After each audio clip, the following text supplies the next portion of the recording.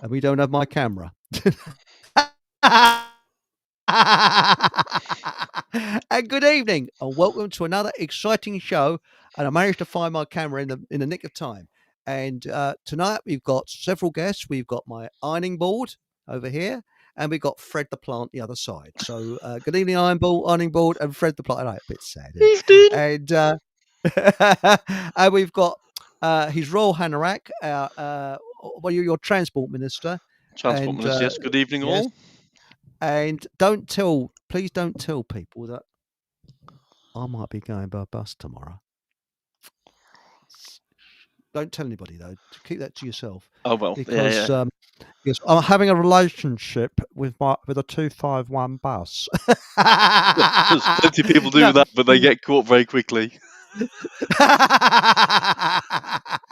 I'm gonna go to Iceland and get me 10% off, and a tight-fisted there's nowhere to park around Iceland. That's the shop. So I thought, sod it, I might as well go by bus instead of go by car. Yeah, it's a good service you've got. Go by bus. How do they get to Iceland then? I know, it's bloody good, isn't it? You know, driving all the way to Iceland. So it takes 6 days to get there. What do you mean in the shop? Bit wet as you get. Are we going to get from Scotland to Iceland? I just don't know. And good evening, Paul, and another person who gets his 10% off at Iceland, the shop. Evening, Paul. Paul English. Good evening, Eric, and good evening, Paul. And Paul. I don't go shopping on Tuesdays at Iceland. How about that, Eric? I've never got my 10% off. How about that? Not done it yet. I'm in shock because I'm a tight-fisted git. You notice I take big steps to save wear on my shoes and things like that. You know, it's just it's called being frugal and tight-fisted. That's all right. I understand. Yeah, I've just never got round to it, to be quite honest. Really? I can't even be bothered to shop. The last few weeks, I just can't be bothered. Sometimes there's no food in the house, and I'm not even upset. There's something very strange going. I don't even get worried about it. I go, I just won't eat anything. It's very odd. So there you go. I've not eaten much today, actually. Well, sometimes a bit of fasting is good for your health, isn't it? It's good for your body. Your body learns to amends itself, I suppose. I'm not quite fasting, though. I'm sort of, what have I eaten today? I've had one Iceland burger, which I ate about an hour ago. That was it. That's all I ate, right? And at lunchtime, I had a sausage sandwich. That's it all day today. Nice. That's quite light. That was it, really. I had no breakfast, just a cup of tea. And I'm not even hungry now. Oh, I lie. I had a mince pie with custard on it. Oh, good choice. Well, yes. I'm on this just the one. An Iceland all butter mince pie, Eric. They're outstanding. That's outstanding. I actually fast for 16 to 18 hours a day. And generally have just about one meal or two meals if I'm a bit sort of hungry. And it does me. But by the way, did you know Marks and Spencer's are selling black pudding now? $1.75. Are they? But I can't eat it because it's coagulated pig's blood, isn't it? I love it. I do love it. Yes. But I bought my sausages from Marks and Spencer's. I've developed a new. This is so exciting for the listeners, isn't it? So my Saturdays, the last 2 Saturdays, I've walked down on the seafront because the weather's been spectacular, and it was absolutely beautiful again this Saturday. And so I walk all the way down to the pier and back, and opposite the pier, there's the only Marks and Spencer's in town, and I've started to buy their beef sausages. They're a bit more expensive than your standard normal supermarket sausage, but they are outstandingly good. And what else did I pick up? I picked up some Marks and Spencer's custard pies.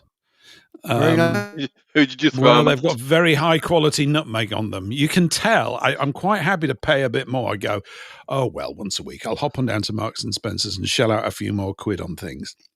Yeah, so why not? I bought that. Yeah, I bought some soup from there, spicy lentil soup, which is fantastic. This is turning into a domestic radio show, isn't it? What have you been eating? And now, ladies, next week we'll be going on to the diet of. Am I in a parallel universe? I have mostly been eating mince pies. Yeah. Yes. I feel like I've joined the cast of open all hours or something, or the last of the summer line. It's good. Well, we're very keen to know what you've been eating, Paul. This is the main That's thing. right. We want to know what you eat Well- when you're in your cab zooming along on the Well, railway line or behind the steering wheel of the bus. We want to know exactly what the transport man of today is eating. And we want to my know tea tonight was a beef casserole. I'm a casserole connoisseur. Whichever one. I know there's a difference between a casserole and a stew, but I just call it a casserole. So it was a bit of beef, some veggies in there. So carrots, sweet potatoes, some potatoes. What else is in there? Ooh. Is there broccoli, that sort of thing. Ooh. And then just plastered it in turmeric and cayenne pepper, and amazing, rather nice, I have to say. And then I ruined supper it round by at Paul's place next week, Eric. We'll be round about 5 o'clock. That's before right. the show. Lovely. Yep. And what is the difference between a casserole and a stew? I haven't got the foggy idea. I thought they were the same. Yeah, this is a great question. I was going to ask that. One of them is done in the oven, and the other one's done in a saucepan. Oh, and what one's done in the saucepan? Is that the stew? I don't know. Whichever one I call it a casserole, so I could be wrong. Yeah. The trouble is, it's a bit worrying when you go around somebody else's house. You lift the lid up and you pull an old boot out of the casserole. Pair of underpants. What's she cooking? But right, so we got a bit of a mystery here. My neighbours came back from Florida a couple of years ago, and they bought me this jockey's hat. There's this hat, you see. And what does that stand for? Because I've got the foggiest idea. I mean, anybody? So maybe Patrick might know. He's from Florida. That's San Francisco. That stands for.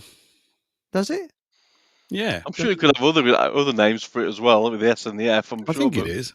It's the S and the F. Yeah, it must be San Francisco. Yeah. Anyway, is that a map of part of California or something? Hey, I'll tell you what, Eric. Interestingly, the color scheme on the hat. The burgundy in the hat matches the burgundy in your dashing jumper, doesn't it? I know. You're colour coordinated for tonight. I'm very colour coordinated, and that as well. Colour coordinated. So there we go. So you've even got the San Francisco fault line on that hat as well. It's pretty good going. It is. No, actually, I think. Yeah, it's and that lead. fault line. Interestingly, Eric, the fault line is running straight through where your head is. So maybe this is symbolic. There's a fault line in your head. Oh, God. You're not Herman Munster, are you? No, but you see, the thing is, I'm a very plain sort of person. That's why I wear stuff a bit jazzy and stuff. But imagine I sort of walking down the road like this. You know, it's hi. Well, I want to find out what it means because it might mean sod off or something. It instantly makes you look American. You know what you should get is you should get some tinted sunglasses, right? And you'd be away. Yeah. Actually, you know what you're missing? You need put the hat back on, and you need to get some green and some red tinsel around your neck. Perfect. Yeah. There you go. I think you got a point there. Yes, I might get some very strange people following me though. That's the only trouble. But so it won't only be my neighbour's dog that fancies me; it'll be other people as well. I attract strange things. Anyway, tonight in chat we have. Where are we? We have Mark Anthony. Good evening, everyone. Oh, well, the first person in chat was Ricardo. Hello there, chat, and good evening all. And Ricardo, you can have a politician or celebrity of your choice to stick a two-finger salute at. So there we go. Choose wisely, please. We've got Alice Gorgeous. Oh, Alice through the looking glass. Hi, guys. Listening whilst I work. Were you doing a stew or a casserole? And then Marlene. Hello, Marlene. Stephen Truthseeker. How come no one thinks the isn't in our food? Now that's a very interesting point. That one, yes. I'm wondering whether they are putting it in our food. I think it's in everything, to be honest. Isn't it supposed to be in the thing? Isn't it supposed to be in the things that they're spraying above us as well, or bits of it? Well, I'll tell you something. Today it was a bit of a shock walking out. It's freezing. It was just 2 degrees when I got up. And no spraying. Interesting. There's no spraying today. No spray. Yeah, there's no chem sprays. And Mark Anthony says, Eric, is that right? you have a tin of beans on Monday, so you have a bubble bath on Tuesday. I think he sussed out your sense of humour there, actually. Yes, well done. Yes. Yes. Now, this is strange. It says, Eric, your camera is very blurry and out of sync. Now you mentioned that, Mr. Hanorak, didn't you, before the show? I did. Oh, so I just thought I'd had a beer too many. Yes, now that I think about it, you actually are. It could be that the patterning effect from that jumper that you're wearing is confusing your camera and causing it to have a hissy fit. Yes. Yes. Have you seen that, by the way? Have you seen, we'll get on with the show in a minute, but have you seen that new idea that they've got to upset facial recognition cameras that the police are putting around here, there, and everywhere? You cut your head off. Yes. Hang on. Sir Keir Carl's laugh out loud. All right. To him. Okay. So there we go. That's how I'm glad we got that over with. No, but what I was going to say is, what was I talking about? I forgot what it was. Yes, my camera, I'm slightly out of sync. Is it because I've been seeing too many foreign films or something? Good morning, Don't know. It's a bit like, at the moment, it's a bit like, when you watch the Charlie Chan films, or when they were on BBC Two, and they had the subtitles underneath, and the mouth had stopped moving, but the voice would still be going. And you think, it's like that. Yeah, I'll have to look into that. I can't do it now because we're live. But Aunt Sully said, "Evening, folks. Sorry I'm late. I'll take a spanking next time I see you, Chris." Yes, we'll do that. That jumper's got some power tonight, hasn't it, Eric? It's a powerful jumper that you're wearing there. Yes. All sorts of things happening. We're only a few minutes in. It's very strange. Well, I thought it was a Christmas jumper initially. Well, I didn't want to say anything. Chris is using a filter on his camera to make him look younger, and he definitely looks more good looking. Oh. See you tomorrow. I'm going to Miles on Wednesday, Aunt Sally. Good spanking, that's what you need, Right. Love the tone again. On with the show. Tonight, you see, we're looking at a load of old ballots. Got to be careful with what I say there. And I don't know whether Survival Steve is going to say anything, but I actually, when you look at the history of governments and things like that, I personally believe they're about as much use to us people, humans, as a hang glider is to an elephant. Can you think of anything good that's come out of government? Don't all rush at once. Seriously. Are there options on this? Well, in my own lifetime, Chris, not much. Yeah. No. That's right. Not much at all. Likewise. I think I think a lot of it's been down since we've had the governments. They seem to just be out to ruin the country and basically ruin us as well, if that's the best description. I agree with you. I mean, can you think? When I was a kid, we used to have this flickering black and white television, and my dad used to go down to a place where they used to change the valves. Did you have that, Paul, when you was a kid? Your dad go and change the valves in your television. Yeah, my dad was an in-house valve changer, though. He used to do all that himself and order them, and so that's right. He'd look in the back of the set and go, "That's a V3249. Hang on, I've got one of those." He'd nip off to the garage or whatever he would say. Anything. He was absolutely thrilled if the TV set broke down, and anything to get his soldering iron out and go, "Oh, there's a capacitor gone here," or anything like that. That's it. Very funny. And I used to say to my mates, I said, when TV was on, I'd say, "I don't think my dad's actually watching the program. What I think he's watching is the television set work." He was actually watching the science behind the TV, and he wanted to tell me about cathode ray tubes and all this kind of stuff, which was quite interesting. Yeah, all that kind of stuff. But I often felt that he wasn't really sort of under the hypnotism of the TV. He was basically working out how it was working all the time. This is not fair on him because he did watch it, but yeah, that's what used to happen around our gaff. My dad always had a few spares floating around. Now, Paul, your camera problem is just a poor internet connection. Yes, I have got a poor internet connection, and I've looked it up, and there's a problem in my area, and they're working on it, and they've been working on it for the last bleeding week, so they better get their finger out soon, because it still says that there's a problem. So I think I might. I might say I might give them a phone call tomorrow and say I'll go somewhere else if they don't write it because I'm on a SIM card. But no, what I was going to say about televisions and that. I mean, my father actually made a television seriously from a kit in the late 40s, early 50s because there was a load of surplus radar sets. And you could get you can get Army surplus radar set or RAF surplus radar set, which were dirt cheap. They're almost giving them away, and you could make your own television. And he did, and it got with the full instructions and everything. And I've still got the soldering iron he made the television with, and he almost had a serious accident because it was DC, and he plugged it in accidentally. And of course, AC throws you off, but AC sticks. You get stuck, and he was going like this. And my mother came at just the right time and pulled the plug out, and he burnt all his fingers and everything. But yes, he made his own television set, and like your dad, he used to love going around the back of it and changing the valves around. And you used to have to do. Did you do gymnastics with the aerial as well? Hang on, turn it over, move over a bit. There it is. So if you wanted to see Doctor Who, you had to sort of stick your head out the window with the aerial sort of up there somewhere. You know?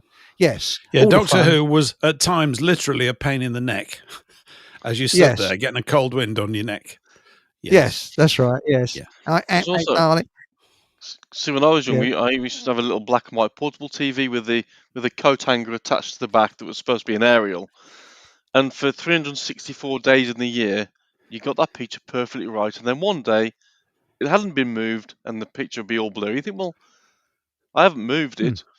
Maybe a bit of fog outside, maybe that affected the aerial. I don't know, but it was a very strange thing, and it took quite a few beatings, should we say? Very posh, Paul, eh? Got your own TV, eh? Bloody hell. Oh, it was really half live. Bloody hell. Bloody hell. I just had a game of snakes and ladders and some old books. That were it, really. Well, we lived at the bottom of Chut River, and they used to wake us up before we went to sleep in case we drowned. That's how he's got his own TV, he has. Bloody hell. Bloody hell, that's luxury. We had a cat whisker as a radio and used to listen in. But no, seriously though, when you look at governments, the more I think about it, the more we don't need them. We really do not need them. And I actually think it's the biggest. I go out to people and I often say now, what is the most deadliest, biggest religion in the world? And people look at me and they think, I'm out with one of the big religions, always one of these Bible pushers. And I just say, government. They go, sorry. But seriously, it's the biggest religion in the world, government, when you think about it, because people worship this sort of, what is it, entity, which gives you loads of promises, but just robs you of your money to pay to this scam called usury. And that's it. That's what government's job is. That's all they do. I suppose the thing is, though, do people actually look up to the government or do they not? Because, I mean, whenever you talk to anybody about politicians, they will say, oh, I wouldn't trust a politician. Nobody really has a good word to say about them. They just, I guess they just see them as being there and feeling as though they can't really do anything about it for them not to be there, I suppose. Well, you're right. I mean, because the thing is, we've been conditioned to believe we need them. But as I said, it's like conditioning an elephant to believe it needs a hang glider. It doesn't. Or a fish to wear a pair of knickers in case it poos itself in the river. It doesn't. And they are superfluous to our needs. And always made me laugh that when they sent that, what was it? Was it Voyager? That bloody thing that was supposed to go outside the universe.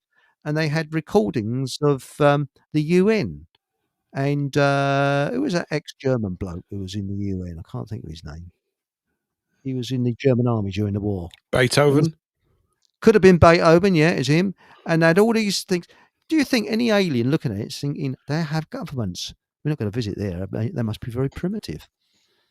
Let's go back, lads. Yes. But do we need them? We don't need them. Seriously. Well, what is it? What government's a symptom of? They're a symptom of something, I think, deeper, aren't they? Psychopaths. They're like, Psychopaths. well, They need to obviously bully. government attracts them, and so do, you could say, so do major corporations. Anywhere where there's power to be had over others and a cushy life to be obtained, it attracts a certain sort of personality type. Not exclusively, but a lot, it would seem. Is it not some sort of this is just an initial stab at it, like an advanced protection racket? That's really what it is. In other words, it is an advanced racket. Yeah. It says the underlying sales pitch is we're going to remove your anxiety about losing what you've got. That's what it's saying. Yeah. It's saying we'll protect you from the enemy that hasn't been here for hundreds of years, but might turn up any minute now. It's really a protection racket. In fact, it's basically the Microsoft business model is a protection racket, isn't it? So they all follow a similar. They manifest. The form of them is different. You need a bank because you might get robbed. It's always sort of like fear of loss. That's at the base of it. Fear of loss is why people feel compelled to participate. I think on some level, it's a strand of it anyway. It's one of the reasons why people do it. I mean, is that how kings, what did we have before government? We had kings, right? Across Europe, we did up until about 500 years ago. Certainly here, we had kings. Were they operating on a fear of loss? Probably, to some degree. That's right. What did we have before them? Well, we have to go back. I don't think we had anything. Will you find a point in history where people didn't have that? Didn't have this sort of an arrangement? Well, probably, but it's just so far back we've lost all records of it. I don't know. Well, this is the thing. You see, a bunch of psychopaths thought, hey, we can rule these people, and let's rule them with fear.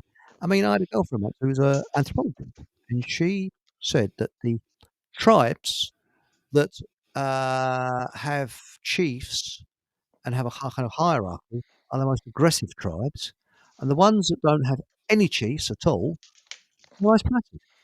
They don't bother anybody. And it's a very strange thing. The tribes that have a hierarchical, where you have the, and she reckons that this idea that primitive tribes are naturally aggressive is wrong. There's a lot of tribes that are not aggressive. They just live their lives and they're quite pleasant, and quite okay. So maybe some. I don't have any books on this, but as you were speaking, it was making me think about the African slave trade, because you would have had peaceable African tribes out there that ended up being enslaved by the aggressive African tribes out there. This thing existed before Whitey turned up. When did that start?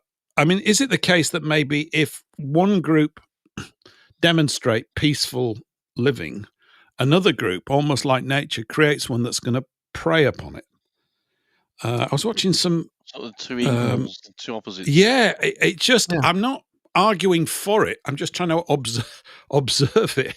There was a thing like, is it Easter Island, which is another one. It's really interesting island, isn't it? It might be Easter Island or something, or Christian Island, north of Australia, somewhere like that. They have this. You'll have seen it with David Attenborough. This massive crab thing. When all these millions of crabs come out, they're all red. And the residents there, they help them across the road and everything. There's millions and millions of them. And suddenly the population started to go down. I was watching this the other day. You sometimes waste 10 minutes of your life that you're never going to get back. So I'm trying to make use of it and justify why I wasted it. It was actually pretty compelling. And so what happened was the numbers started to drop quite alarmingly. And they didn't know why, because it's like its own unique ecosystem. It's got little creatures there that don't exist anywhere else in the world, And these red crabs are one of them. They rock up, and I think each crab lays something like 100,000 eggs. And there's millions of them. And they go from the scene because most of them die, don't they? So I don't know how they're going to come up with a government to protect all those little eggs. No. And they were dropping like flies. And it turned out that some kind of an ant had got onto the island, which was basically decimating the crabs. And this ant was a nasty bloody thing. It'd come from some other island. They think it must have come in on a cargo boat, just a small little colony, and it bred and it creates these super colonies of ants, like in the billions of these ants. And it sprays acid out of its abdomen, right? It's just unbelievable. It's like out of Alien, that film, right? It really was. Yeah. And so it was going to destroy the whole islands, because what the crabs do is they eat up all the leaves that have fallen off the trees.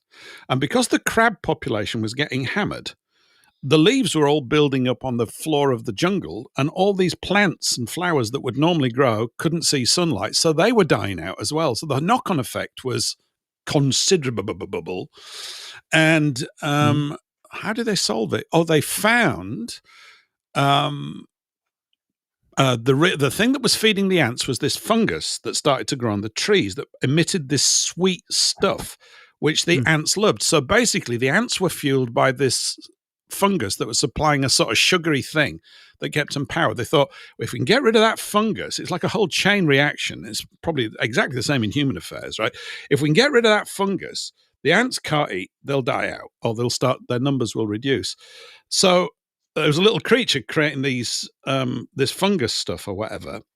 So they then found a wasp 3 millimeters across, a 3 millimeter wasp, right? That fed on this creature that made this fungus, that fed the ants, that caused the ants to spray the acid that killed the crabs, right? So they brought them in. They brought in 15 of these wasps. That's all it was, about 2 dozen, something like that. And after a couple of years, they started to see the effect. The wasps were just going around absolutely mullering these little creatures that were making the fungus that produced the sugar that fed the ants that killed the crabs, right? And it all started to come back to life again. I don't know where I'm leading with this. It's just that I think it's more complicated than I'd like to think. I'd love to come up with a snappy answer and just say it's psychopaths, and they're definitely a primary ingredient in it, right? But maybe another question is government a creation of psychopaths, or has the existence of democratic government encouraged the growth in psychopathy? In other words, certain latent, you know what I mean? It could be like exactly what you mean. But this democracy thing, you're a slightly dodgy geezer, but you've only been able to do so much. But as soon as democracy comes along, you go, bloody hell, I could work my way in there.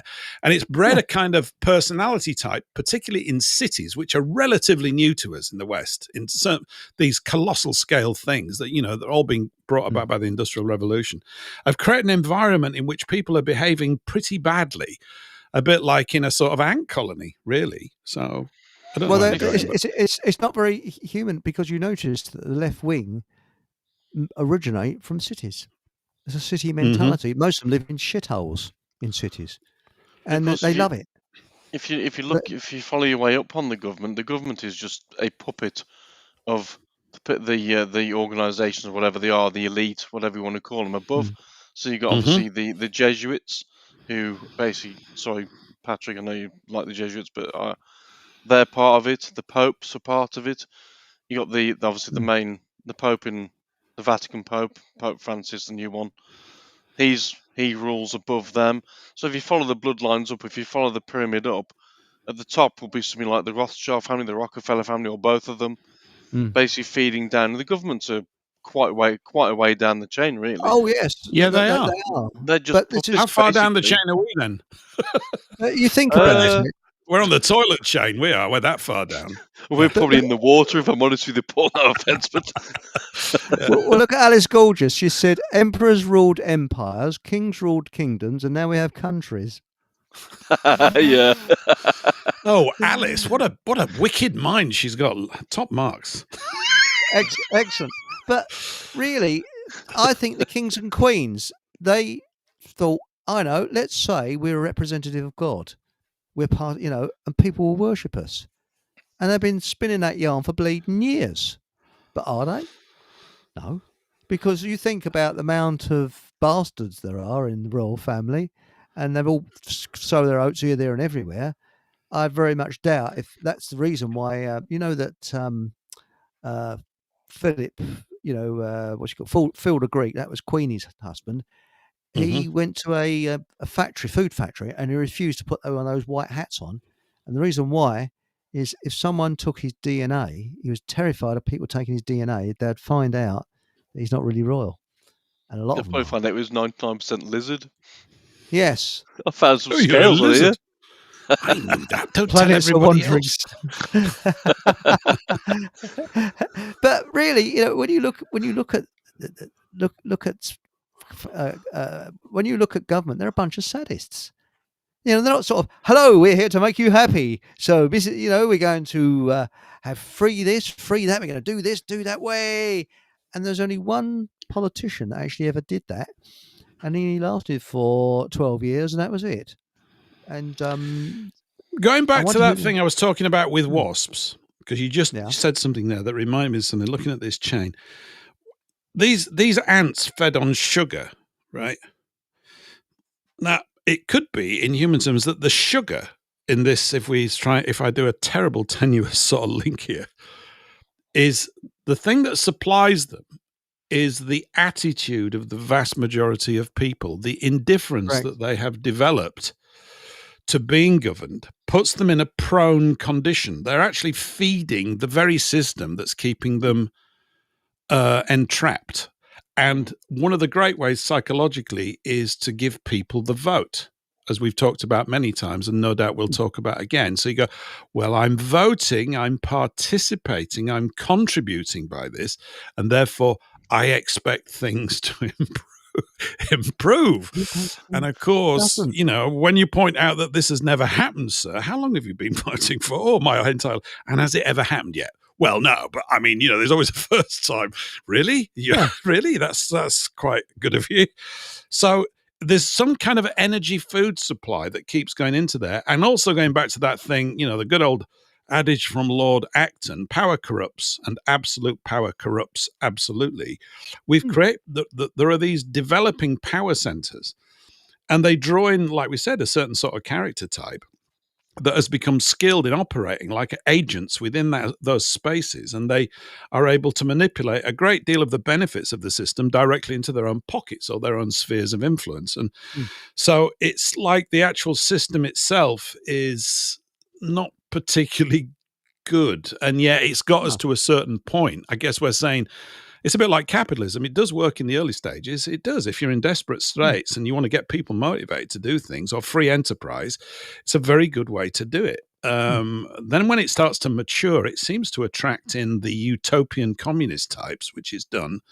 That's right. And they get all sort of intellectual about it, and then create a ruckus by telling the peasants that the gentry are treating you like shit, which was true up to a point. It wasn't as bad as they made out.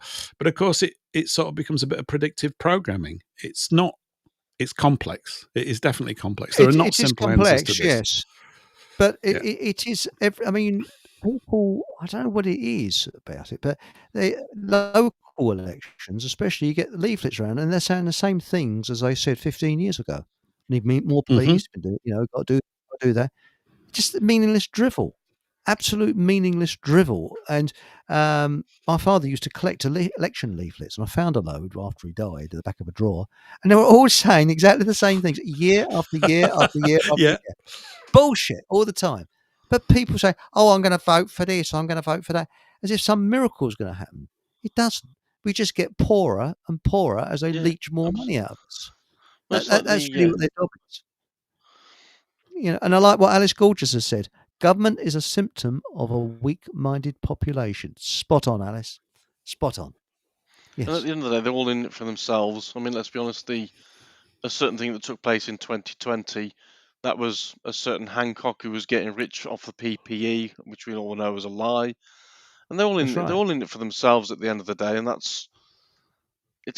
and people still don't see past that. They can't see that that's what they're really in it for. They're like this digital ID crap they're trying to bring in with that Blair's son's going to make an absolute fortune out of it, or somebody will make a fortune out of that if they try and get it in. It's intentional. We don't need them. We really don't need them.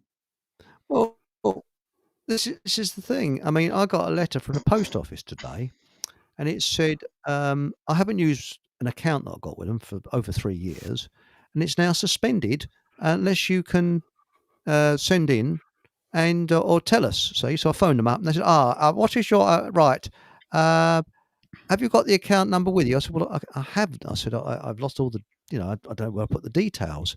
but she, all right, you'll have to send in your ID and all this and all that.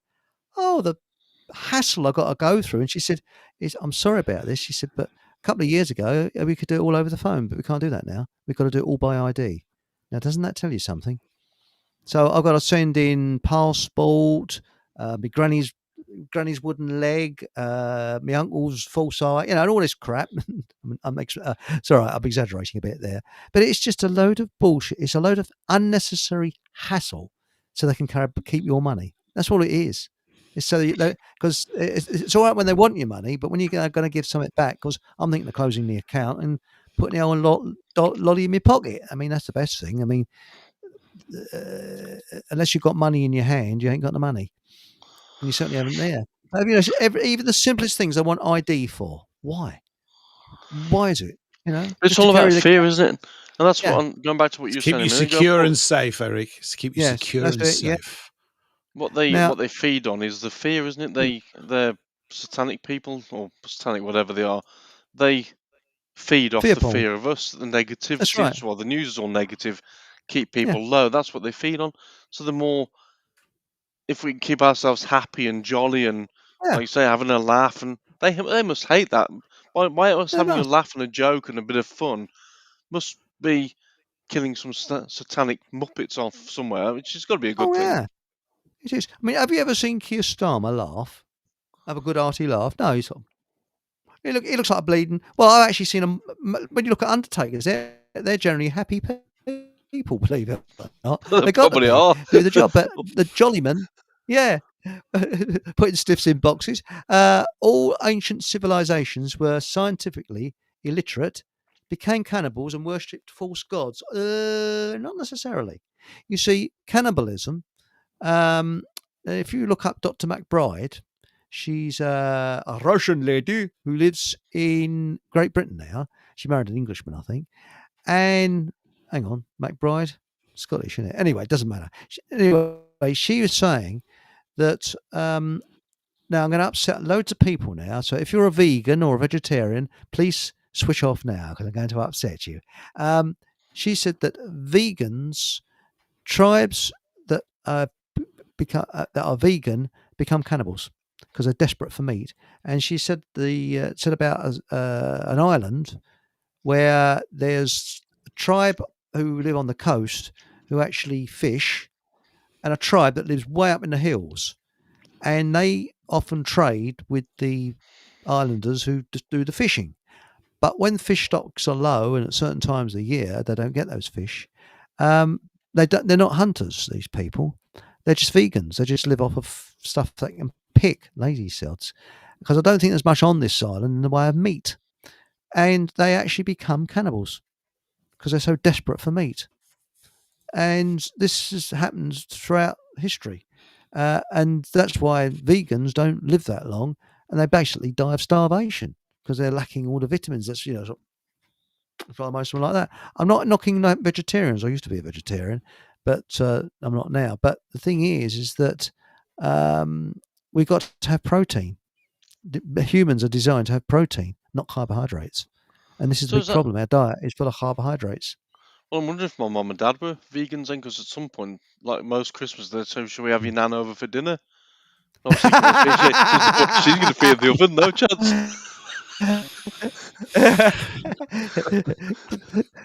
Granny, get in it. No, this is a bit chewy. Yes, it's a Zimmer frame. Oh, it's a bit on here. Get in there, Gran. It's a bit hot. It's very cold outside. We'll get you in about 2 hours. Yeah. It's Gran's false teeth. Oh, they're tasteless. They really are. Still got last year's Christmas dinner in them. But Stephen Truthseeker said nature isn't evil. You're right. It can be, but sometimes it isn't. Have you seen those animals? And it's not AI. Like there was a bear at the zoo, and there was a bird that was in the water and couldn't get out of the water. So he put his claw in, lifted the bird out, and put it on the side. And the bird flew away. And animals helping each other. That does happen. Look at people that's falling into the sea in shark-infested waters, and dolphins have come along and protected the human being. That's happened countless times. It's not a one-off. Dolphins seem to have this affinity with humans. They have got a much larger brain than us as well. Now, what we were talking about earlier, I think it was Easter Island, Maui. Everything they told us is a lie.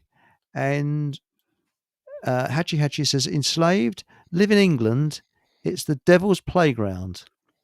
What's this? LOF, laugh out loud, I think that is. When we wake up and respect our grandparents. So, yes, we got to, well, we don't respect anything now. And then we've got, what is it? Now, Jollyman says, 1 light minute, 1 AU equals 93 million miles, but the distance to the sun has changed multiple times. Kepler stated it didn't matter as long as the model worked, which it clearly doesn't.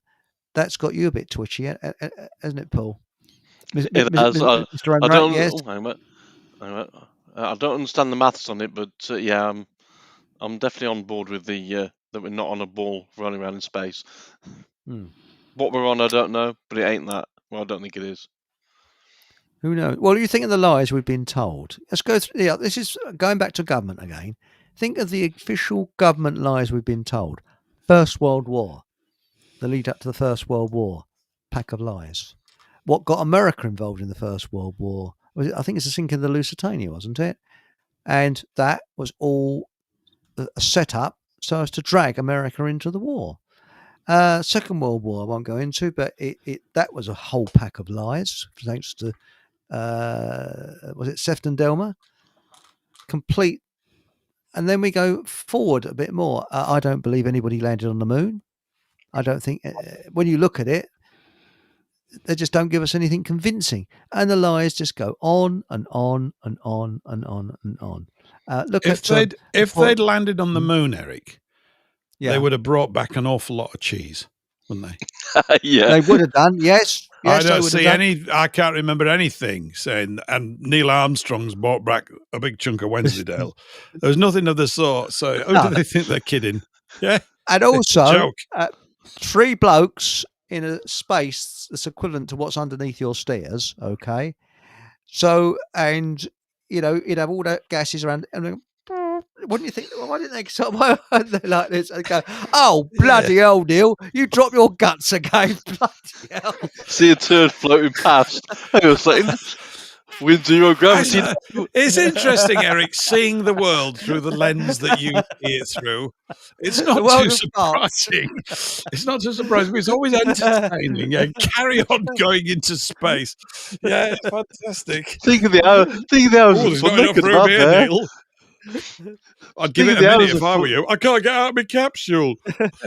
Well, just think of the hours of fun they could have had. If taking the assumption they did land, we know they didn't, and there's 0 gravity apparently on the moon, even though I don't believe in gravity either. One of them could have taken a piss and just left it mid-air. Yeah. One of them would have run through. Oh, God, who's left this here? We didn't hear him say, "Buzz, where have you got your hand?" And Buzz Orange says, "Well, you're between 2 pillows." No, that ain't 2 pillows. Well,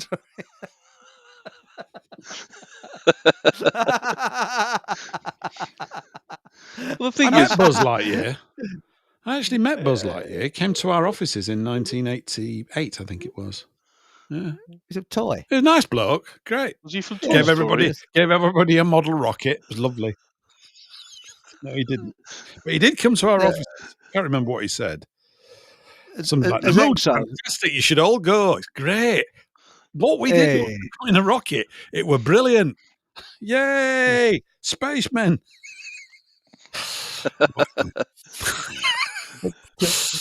What's wrong with grabbing a wild turkey instead of a man-made, a human being? That's exo, really. And we got the Jollymans says, now this is right. Coriolis, I can get ointment for that, can't you? Isn't a force gravity. Coriolis, the observation of an object appearing to drift from a rotating reference frame. Not many people know that. Really? I have to say there's But, certainly questions no, I with mean, regards to the landing on the moon, because one of them was how the tabloids got the pictures on their front covers on the same day they landed. Now, no, I'm not. yes, Now, as a photographer, I can remember even in the 90s, you'd take a camera film in, it'd take 3 days, 4 days for it to come back. You get it developed, and you get the pictures back. And yet the that's tabloids right. got on the same day as they landed, so maybe Boots had already got a branch on there. And the other thing is, That's a good point. how did Nixon call them up on a landline? I can't get a signal Yeah, right now, if I wanted yeah. it. Did they drag a wire Mm. behind the craft? That's a good point. And also, there was no time delay, was there? Because No, well, because you think all the way to the moon. I mean, if you, I mean, there's a time delay when you phone America, and there's no time delay at all. Isn't that exactly. weird? And And the fact that the craft had got, in my opinion, it looked like, when you get a box of roses and you've got the yeah, toffee pennies, they're in them goldy yeah, coloured wrappers. That's what was yeah. stuck on the outside of it. And the other thing is, who filmed the craft taking off, and how did they get the film back? Because either they Precisely. left somebody behind because they panned up with the craft Mm. as it took off, or did they come back round and pick him up? That's a good point. And also, if you see outside broadcasting in the late 60s, when that's supposed to have happened in 1969, you needed about 20 lorries. You needed a bloody great load of machinery. It was a hell of a thing to do outside broadcasting. Yet they did it from sort of something that looks like a crap house on legs from the moon. Really? Oh, really? Yes. They're And of really course, pulling the, and of course, the important one is that it was day 201, and that's a massive number in their world. Day really? 201, yeah, 201's massive in their world. Like Hmm. 322's tomorrow, by the way. See what happens tomorrow. They like the number Yes. 322. That's Skull and Bones. See what happens tomorrow. Hello, Caroline. Carolyn Murphy. That's very nice to speak to you. Carry on in space. That's right. But again, why didn't, when they were changing their spacesuits, why didn't you hear them say, "Get your bloody foot out my mouth"? Ow! Oh shit! Don't press that button. Why wasn't it? Because James Burke, it took, I think it's 2 to 3 blokes, technicians, to get him into a spacesuit. So how comes they could do it in an area that's just about the size of underneath your stairs? I mean, it just doesn't make any bloody sense at all. Because I've told you that story of when I was in London when I was studying architecture, and a group of us, for some unknown reason, I think we had the afternoon off or something, and we went along to the Science Museum because the command module was on display there. And it was really empty. It's great it was. And we went in there, there was about 20 of us, a couple of lecturers. I think we were all having a good skive. And they used to have these blokes like commissionaires and little blokes, ex-military, all smartly dressed. And this bloke, he was laughing his head off with what we were saying. And he said, "Excuse me," he said, "do you mind if we get underneath the craft?" He said, "I haven't seen you." Because he knew, we wasn't vandals or anything like that. And we got underneath. It looks like someone had gone underneath there with a bleeding blow lamp. It was so bad. And 20 of us walked into the Science Museum convinced they landed on the moon, and 20 of us walked out convinced they didn't land on the moon. If you see the command module, it's a joke, complete joke. Has anybody in chat seen the command module? Any bits, in America or somewhere else? Have you, sort of, Anorak or Paul, have you seen any bits that come back from space? I went to Cape Canaveral in 2000. Well, no, the one that's in Florida. Which is the one in Florida? That's Cape Canaveral. Cape Canaveral. Which is Cape Canaveral, yeah. Went there. Was actually going over to see an inventor who had a device that produced a lot of energy. It's quite an interesting trip. It's very funny. It was. It's funny. I'll have to write it up as a comedic essay one day. After the first day, we decided to go out to Cape Canaveral on spec. We just thought we'd go and have a look. As we are pulling in to the car park lot, we looked behind us and a rocket was literally taking off at the point that we arrived. It was amazing. There are all these blokes on top of their cars with their cameras and everything. Well, they all do it. We turned around and this thing had just taken off. So we pulled the car up, just sort of watched it, went, oh, that's it. I don't need to see anything else now. We've just turned up. It wasn't planned. We just got to see a rocket going off. Yeah, it was quite nice. Yeah. Anyway, we went inside and they had parts of the Apollo spacecraft there, including, I think, the little capsule, which is very, very small. Very small. Although my kitchen's quite small, but it's my kitchen's bigger than that. However, the thing I remember reading something somewhere regarding the Russian space program, because a good question would be, why did the Russians not go? I mean, they could have done, couldn't they? And the reason why they could have probably done it more easily than the Americans is that their rocket engine was 3 times more powerful than the American rocket engine. Or it was considerably more powerful. And what that meant is it meant that they could take a much heavier payload with a much bigger capsule and put all the protective lead around it to stop the astronauts getting hammered by the Van Allen belt and all that radiation up there. And they never did. And the reason I remember reading an article was they said we couldn't build it big enough to actually guarantee the safety of the astronauts. But American know-how is an amazing thing, particularly when you've got Freemasons involved. So, it's... I know there are some people, serious astronomers, I know indirectly, who seriously believe that it happened. I'm quite happy to be proven wrong, but at this moment in time, I find it very, very difficult to believe that it did take place in the way that it's stated, for the simple reason that when you actually stand back and look at the way it was reported and handled, it was far too much like a Hollywood production. There's something not quite right about it. I think that camera tracking them leaving the moon could have been done by robot stuff if they had it at the time. I'm not aware whether they did. It could have been. But the overall sort of idea of it is just a bit silly. Why would you even need to send... I mean, if you've got cameras that can do all that, right? Why wouldn't you just send a big sort of automated system up there and do it? Maybe that was beyond them at the time. But that beggars the question, well, it was more complicated to do that than it was to actually send a rocket to the moon. I mean, there's just sort of a lot of little holes in it that when you start to add them up, it makes you go, jury's out on this one for me. Sorry, I can't go with what you're saying. That's where I'm sitting for now. There's certainly a lot more questions than there are answers. Yeah, loads more, I think. Absolutely. Tons of them.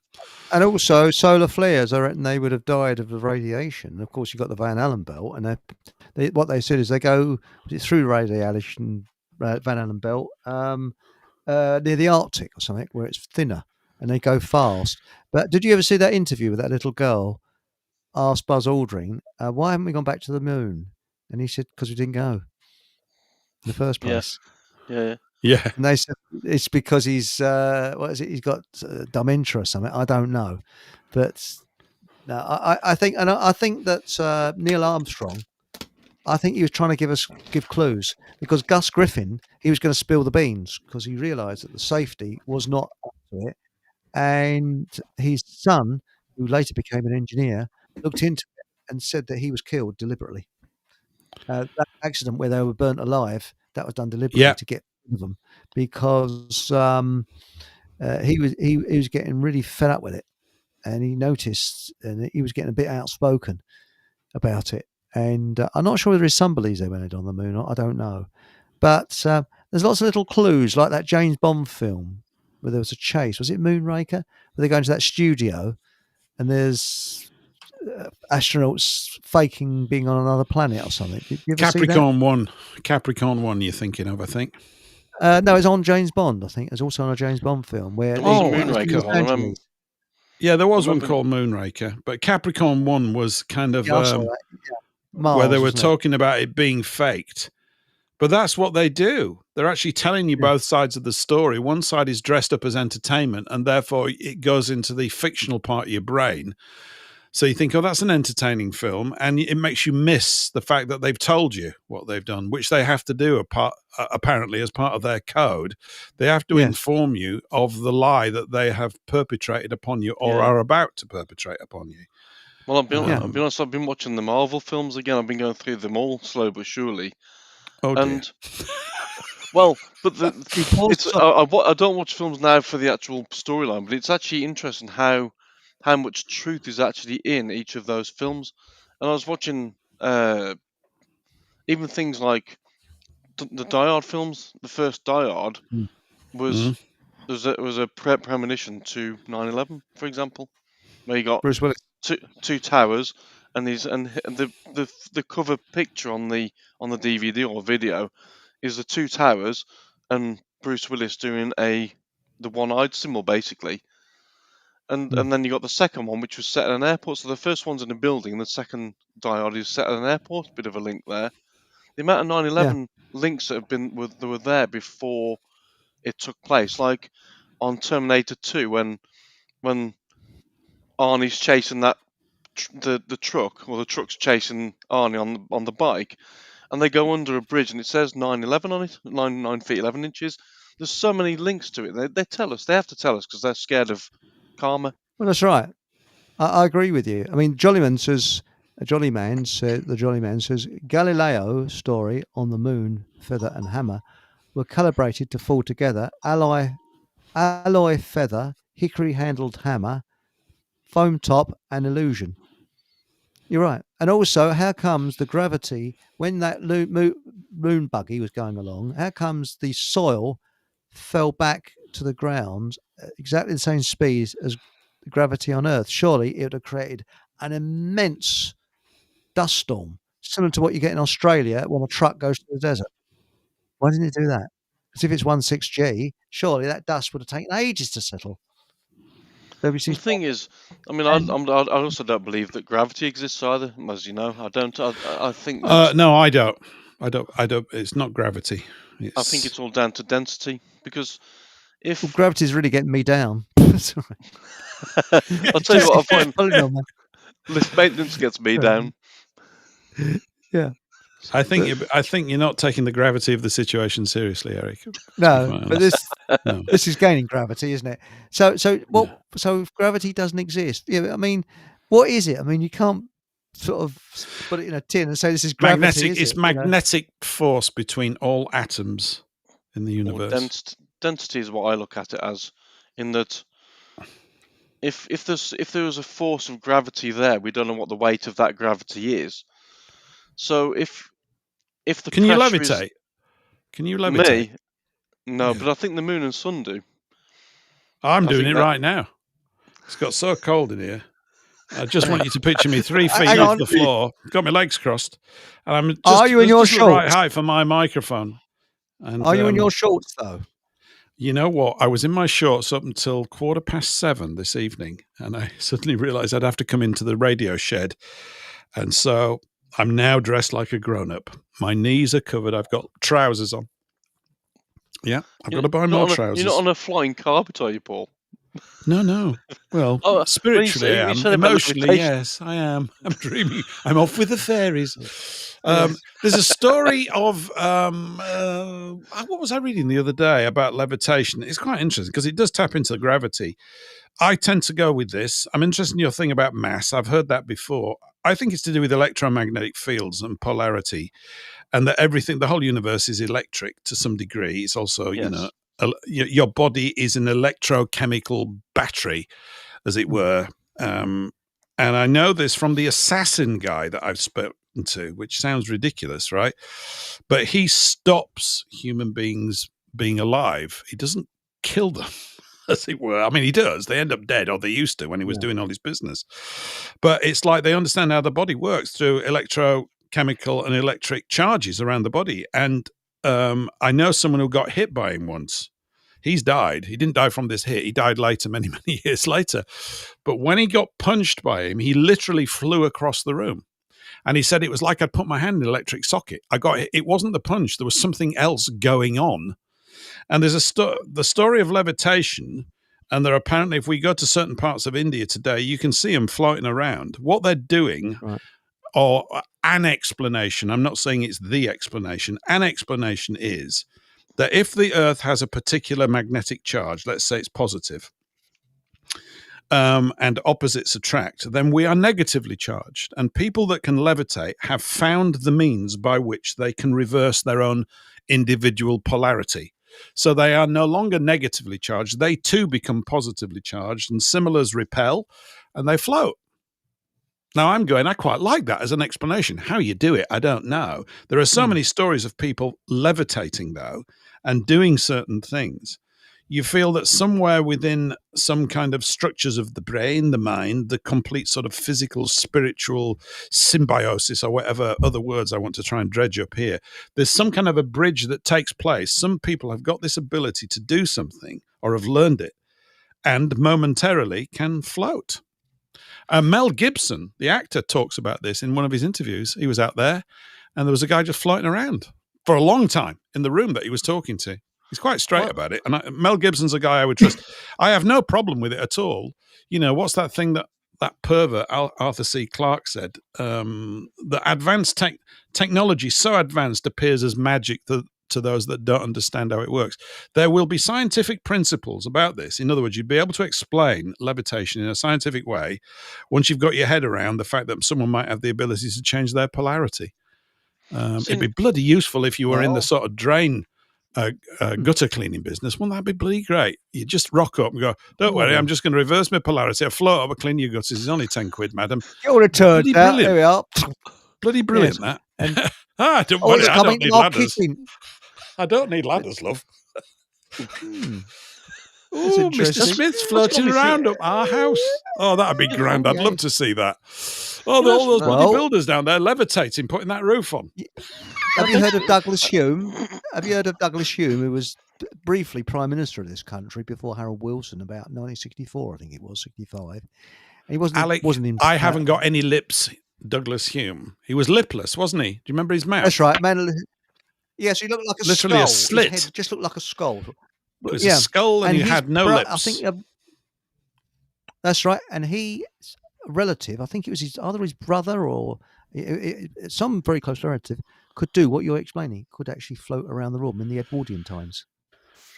But there's a lot of records of it from reputable people, and of course they've been pushed aside. I think I mentioned it before. Arthur Conan Doyle, who did get taken in by the Cottingley fairies, in terms of the way it was presented, but he did a lot of research. There's some really very, very interesting stuff. There was a kind of a big movement of this on both sides of the Atlantic from about 1860, 1870 onwards.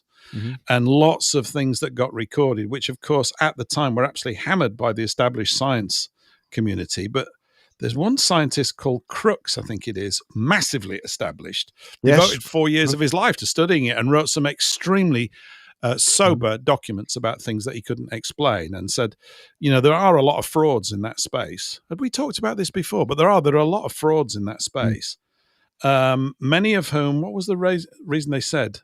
Crookes, he said, the reason why you come across so many fraudulent moments of this is that these people were paid to perform that night at 7:00. And sometimes they didn't have the right type of energy that night. They didn't want to let the audience down, because if they did, they wouldn't get paid. So they came up with other alternative things to use to deceive the audience on the nights when they actually didn't have the power. Now, I know that sounds like a fantastic excuse, but there are so many other ones which they couldn't explain at all. You know, I think a levitating bloke at your party would be great. Everybody want to come and see the levitating man or woman, ladies included too, and that'd be great. You know, serves you drinks, just floats around the room, another drink. So, oh yeah, great, yeah, lovely. And sorry, Chris. No, I was very quickly. I was going to say, can I be a bit smug, because Stephen Truseeker said Eric is right. It was on James Bond. That's right. As a film, it's set in America. Well, you do look quite smug in that jumper to start off with, Eric. So you're looking that's a very good smug look. Yeah, you should take a long draw on your cigarette and develop a withering sneer of conceit and arrogance. You fools, I told you. All that's missing is a white cat on the desk. That's right. Who mentions their surname first? I'm John James Bond. Who says, I'm English? I'm Paul English. Say, well, no one I think I'm going to do that, though, Eric. That's a very good suggestion. I quite like that. Yeah. The name's English. Yes. Paul English. Yeah. Yes. Well, I was thinking about this. No relation to Johnny English, although I might be. Things to think about that then. I know you were talking about doing a breakfast show, Paul, and you could potentially use your name as, we have a full English breakfast. Yours could be English. Paul English breakfast. Yep. Yeah. The full Paul English breakfast.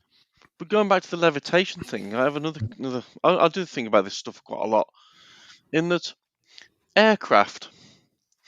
Do aircraft actually? My understanding now is that aircraft only use fuel to take off and potentially land. Which the levitation thing you were talking about there, Paul, would make sense.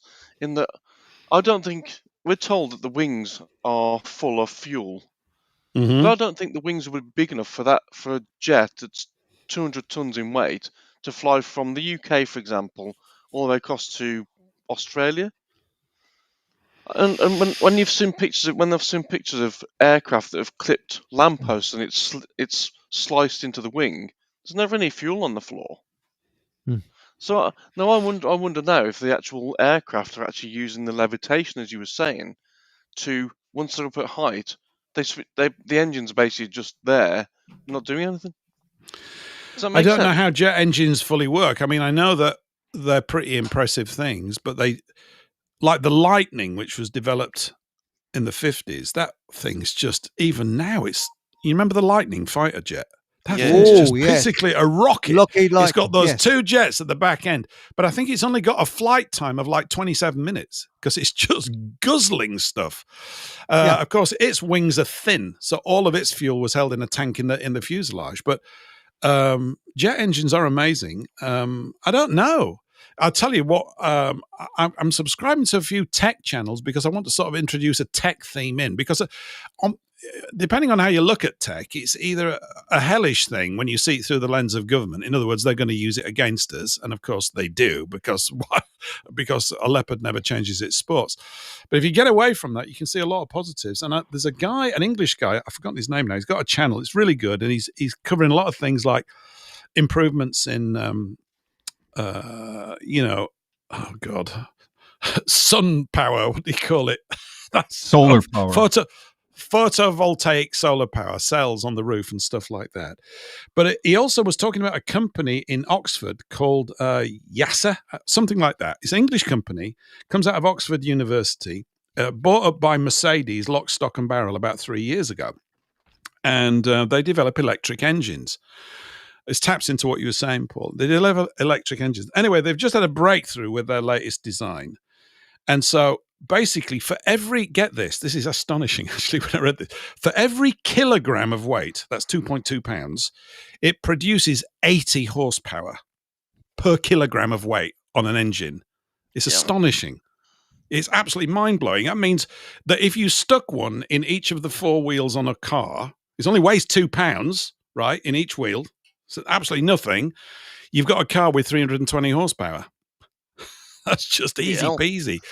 So and so the comment thread, I'll send you the link to the channel afterwards if you want it. It's really, he's a great guy, young English guy, probably in his late 20s. He's doing 2 or 3 things a week, and I'm just interested, looking at this from a positive point of view. They're kind of positive technologists, and I can do it with a bit of that. I understand that once government gets hold of it, it all gets turned to dog shit. But a lot of the threads were talking about was that this makes electric jets a real possibility. And it does. It means you wouldn't have to lumber all that fuel around.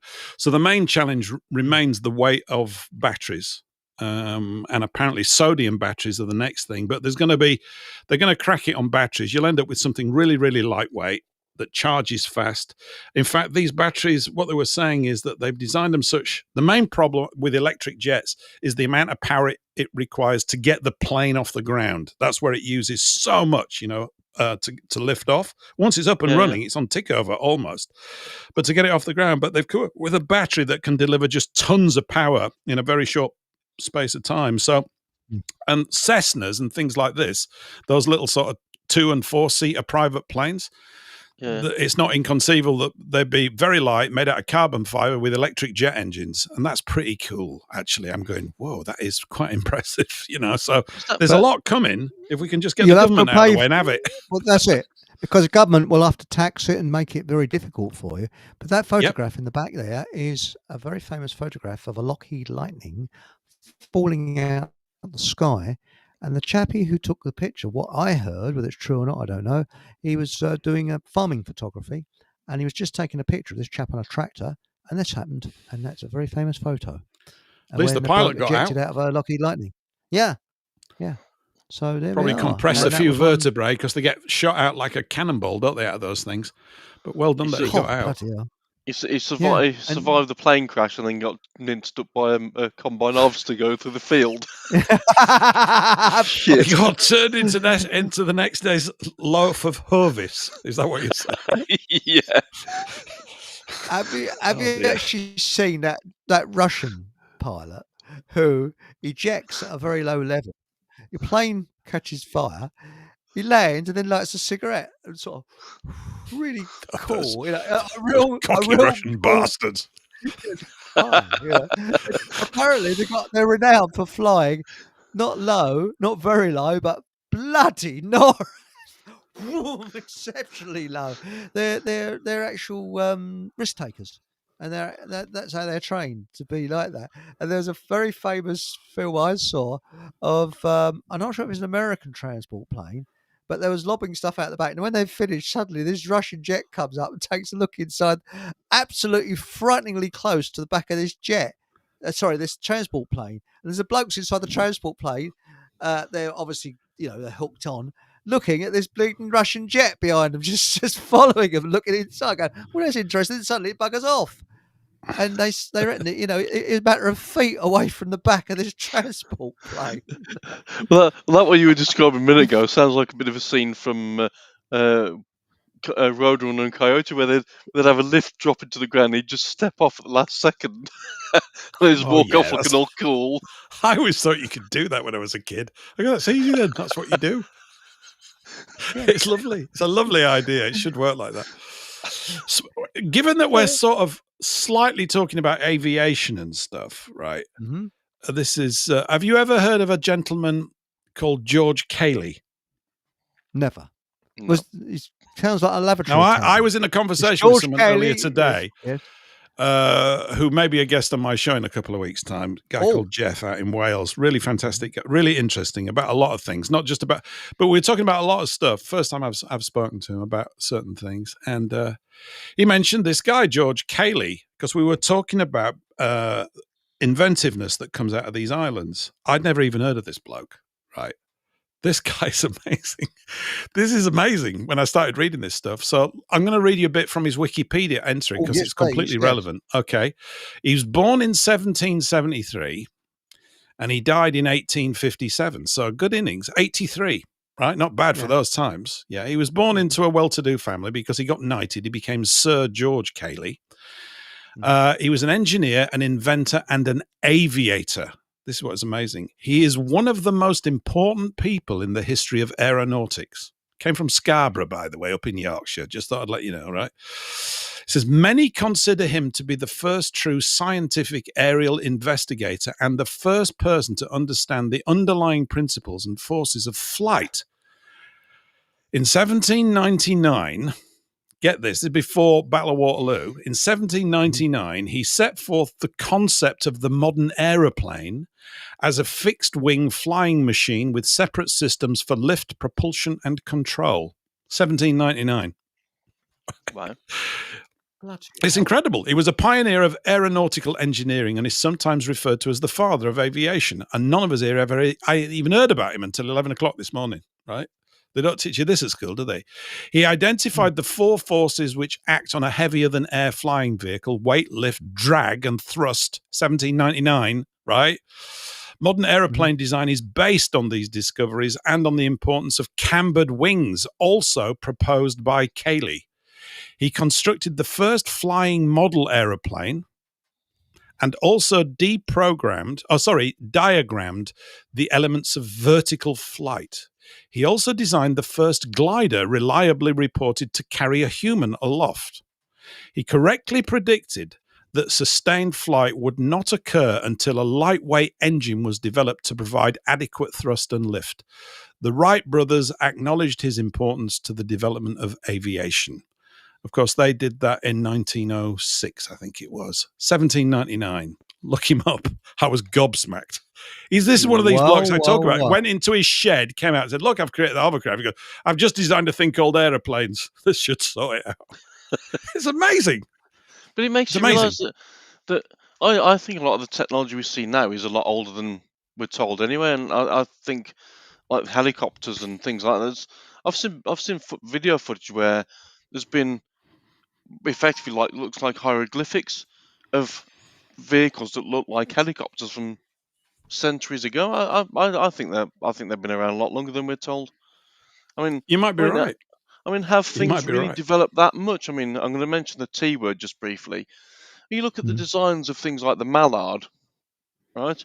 Yeah. Look at that as a locomotive, and then look at the current IETs that work the East Coast Main Line. Other than the fact that one had steam coming out and the other one's got on electricity, they look pretty much the same. There's no real difference in design. They're still, if you put them side by side and paint them in the same livery, they'd look pretty much the same. Do you know what I mean? We haven't really.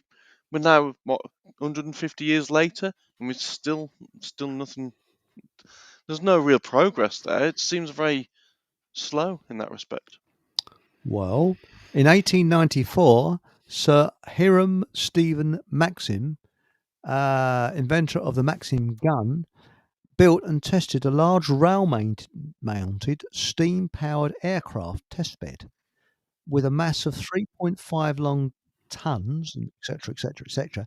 The machine unexpectedly generated sufficient lift and thrust to break free of the test track and fly, but was never intended to be operated as a piloted aircraft. Never thought of that. And so crashed almost immediately owing to its lack of flight controls. Duh. And then there's a guy in New Zealand as well, Eric, before the Wright brothers, who apparently flew. Forgotten his name now. I was looking at it the other day. It's about 10 years before them, although he never made a big claim about it. But apparently his neighbour said, "Oh, we saw him flying around last night." I think there's so much stuff that's been buried. Mind you, I've got to just go back to Cayley because I find this funny. It says he was elected as a vice president of the Yorkshire Philosophical Society. I'm thinking, bloody hell. Like, what's the best way to make Yorkshire puddings? That's all it's about.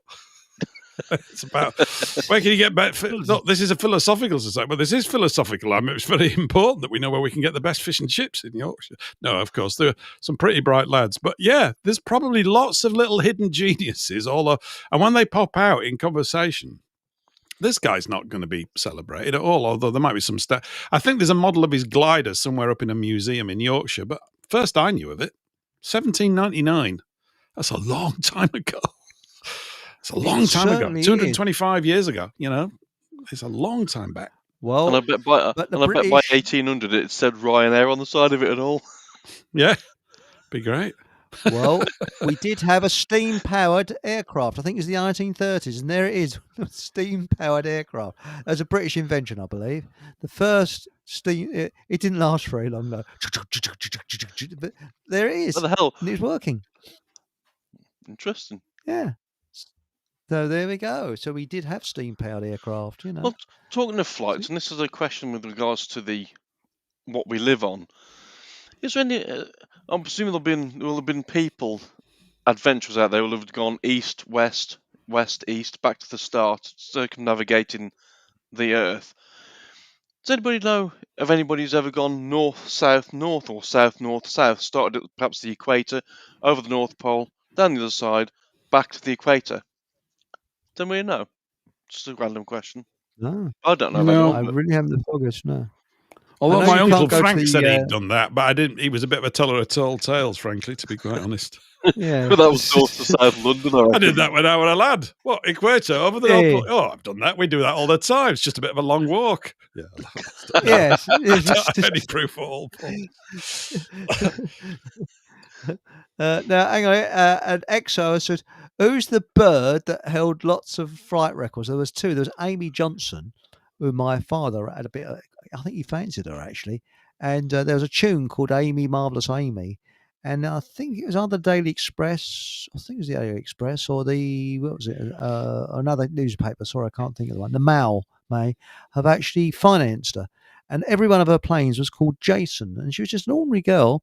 And she flew in a little Gypsy Moth aircraft in the early 30s all the way single-handedly from London to Australia. I think it was Melbourne in Australia or somewhere like that. Yeah. All on her own. And you think the amount of oceans she had to cross. And she landed in the jungle. apparently, and I think this must have been hyped up by the newspapers. And cannibals came out. Well, they weren't cannibals because they handed her a note, and she opened it up, and it's written by one of the. I think one of the vicars or padres at the place where they came from. He was a missionary, and they said, "You're perfectly okay. We've got dinner on here, so come and have some jolly good nice grub."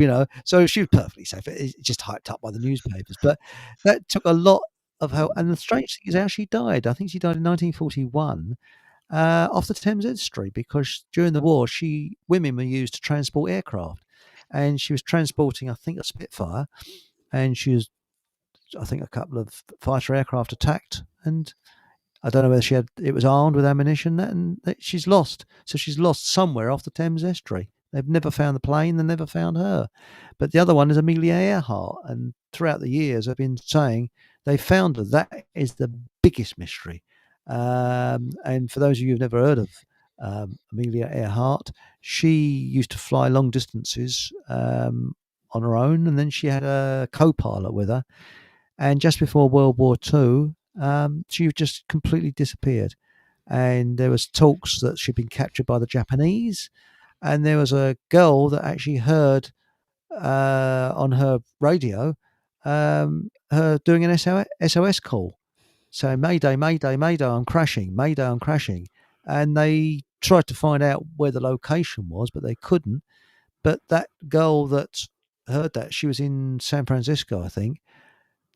Most of the people poo-pooed it and said, "Oh no, she's hearing things," but they reckon she could have been right, because they think they may have located her plane. Do you know anything more about that, Patrick? Yeah, I read her autobiography.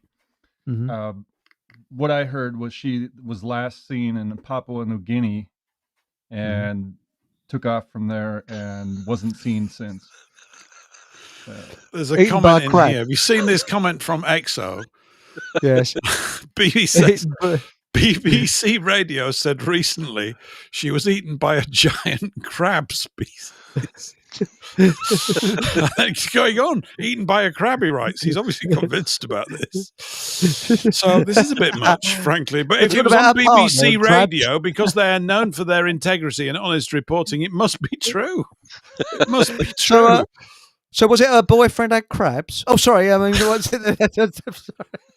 No. The BBC says it so, and apart from that little blip about lying just about every minute of the day for the last 50 years, I do believe the BBC has integrity. Well, it has integrity when it comes to not having any integrity, doesn't it? So at least that's one thing it's got integrity about. But yeah, there we go. So giant crab, apparently, BBC Radio says it must be true. Must be true. So what was I just going to say, Patrick? They found. I think they've located her plane, though. I think they've actually found it, and they reckon she did survive the crash. And she was on a kind of shallow island, and the storm may have hit it, because on this island they found bits of bits of wreckage from the plane. So they reckon they've located it. And where's that?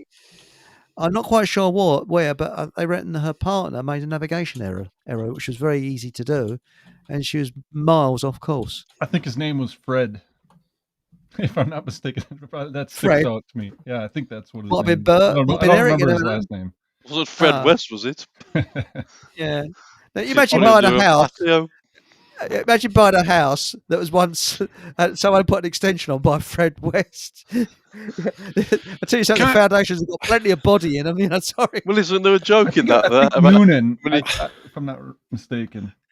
I'm just going off of my memory from what I remember reading of it. And I remember in Papua New Guinea, she was checking out all the gold mines there when she had landed, and then they had her. They took off from there and never were seen again. Really? And her husband finished the book, which is odd. He was her promoter. It says here, just carrying on with the crab thread, I'm saying so. Sorry. It's kind of got me as this. It's so surreal. It's kind of rude and funny and bad taste. It fits in with the Easter Island thing you were talking about, or the Christmas Island. It says the idea that Amelia Earhart was eaten by a giant crab is a popular theory, not a fact, based on the assumption she died as a castaway on Nikamaroro Island. Coconut crabs on the island are known to be large and strong enough to have consumed and dragged away human remains, as suggested by an experiment where they ate a pig carcass and scattered the bones.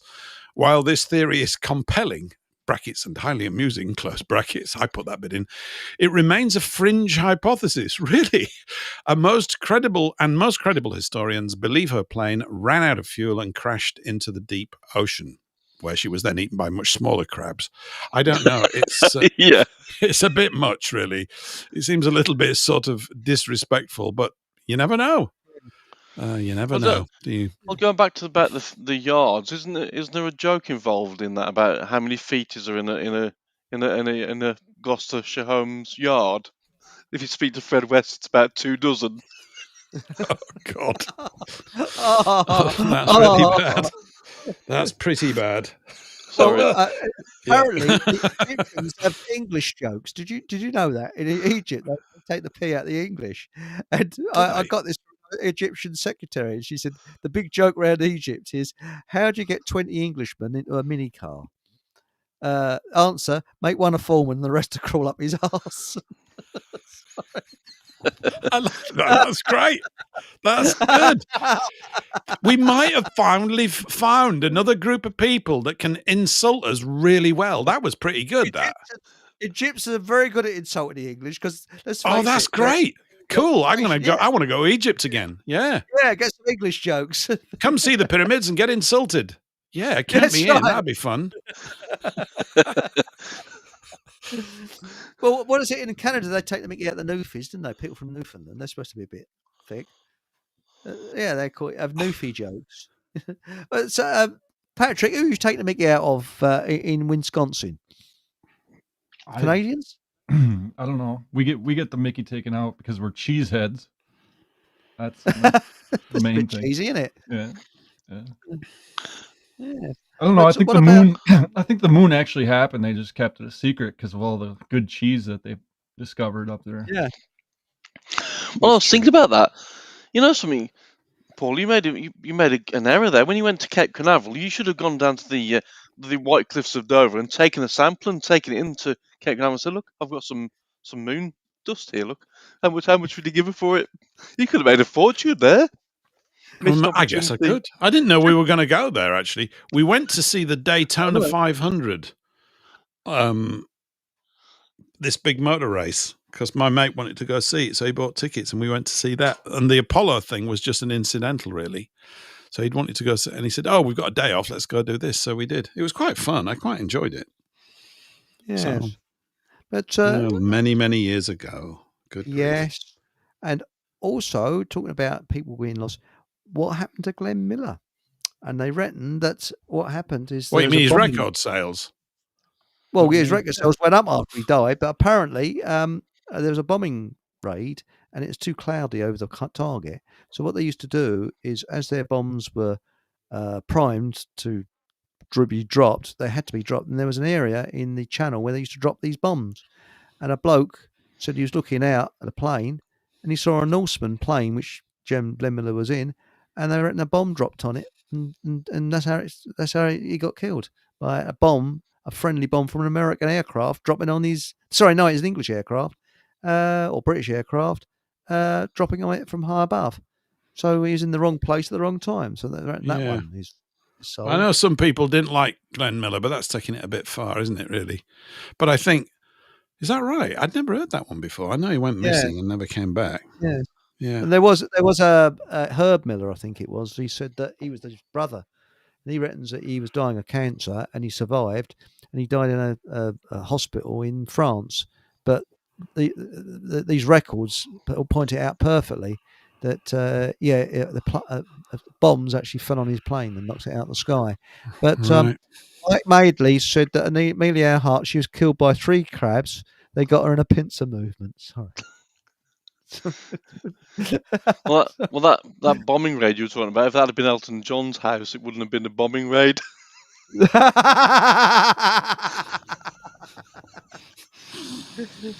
Yes. There you go. Let's lower the tone again. Well, did you know that he's having the front of his house being upgraded, and he only allows selected tradesmen up his back passage of his house?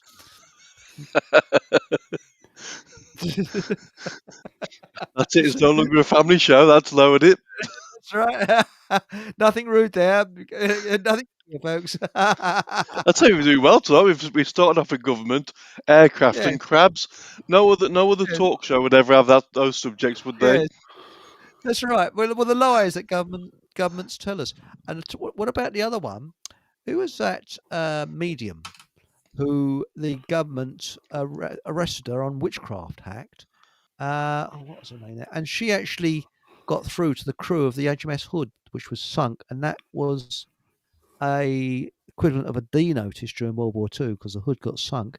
Nobody was allowed to know about it, and in a séance, she was speaking to the surviving, well, not the surviving, but the sailors who had died in HMS Hood. And the next thing, the police came around and arrested her and threw her in jail for witchcraft. Helen Duncan. Helen Duncan, thanks, mate. You always come up with the goods. And the only good thing that Churchill ever did, he went livid. He got the woman released and repealed the Witchcraft Act. That's about the only good thing I can think he ever did. But Helen Duncan actually got killed in 1956, I think it was, because 44. police stormed into her. According to what I've got here. Oh, no, wait.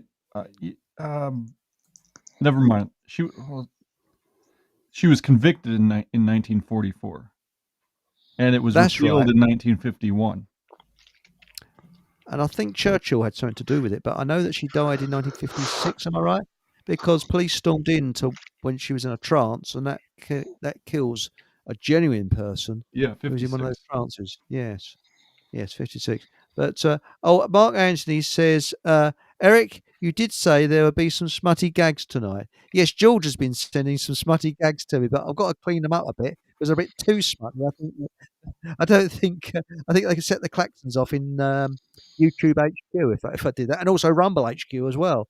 So yes, I ran out of time actually, and someone's answered the question that last night's show, at the beginning of the show, I showed images from a film, which I've forgotten the bloody name of it, with Kirk Douglas. Paths of Glory. That's the one. Do you know, you're a marvellous prompt, Patrick. I don't know what to do without you. And you know, I looked at it today and it's all jerky. And the reason it was all jerky is because I got a crappy internet connection. So sorry, folks, about that. It's sort of Kirk Douglas doing this, sort of, you know, and I thought, well, bloody strange, isn't it? You know. But, you mentioned about Duel as well, the film Duel last night. That's right. Yes. That is a really. Yes. There's not many words spoken in that film. It's pretty much just about the relationship between that truck driver and the car. I comment Dennis Weaver. It's a brilliant film. That is really good film. It was that. I would say that was Spielberg's best. It was really the best that he's ever done because he was on your edge of your seat most of the time. And what gets me, you're sitting there and you think, it's all past, all nice and relaxed. And suddenly the bloody thing, you see it in his mirror, comes right up behind him. Beep. Proper looking truck, though. But apparently, that Spielberg said that like a sort of, you know, when they have actors come on, what do they call it? When an actor, they try and choose actors for a part, audition. They had trucks sort of audition. They had all these trucks lined up. Then he went along and he picked that one because he said it looks as if it has a face. And he's right. It does have a sort of face to it. And apparently it's still around today. They never scrapped it. What was the one they smashed up? Because it went off a cliff, didn't it? Or one of them Yeah, did. I think they smashed another one up. I don't think they smashed that one up. But apparently he said that every morning they used to have a team that made it look grubby and put all oil and crap and shit all over it to really make it look bad. And it was a real top driver that drove it. And this bloke, he was a perfectionist in what he did. And if there's a risk at all, he wouldn't take it. And Dennis Weaver, you know that bit where he was at that place and it came smashing along and smashed into that case of tarantula spider. Do you remember that? And he got a tarantula spider on him.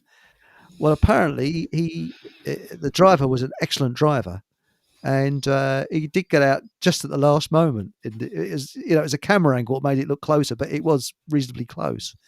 And yeah.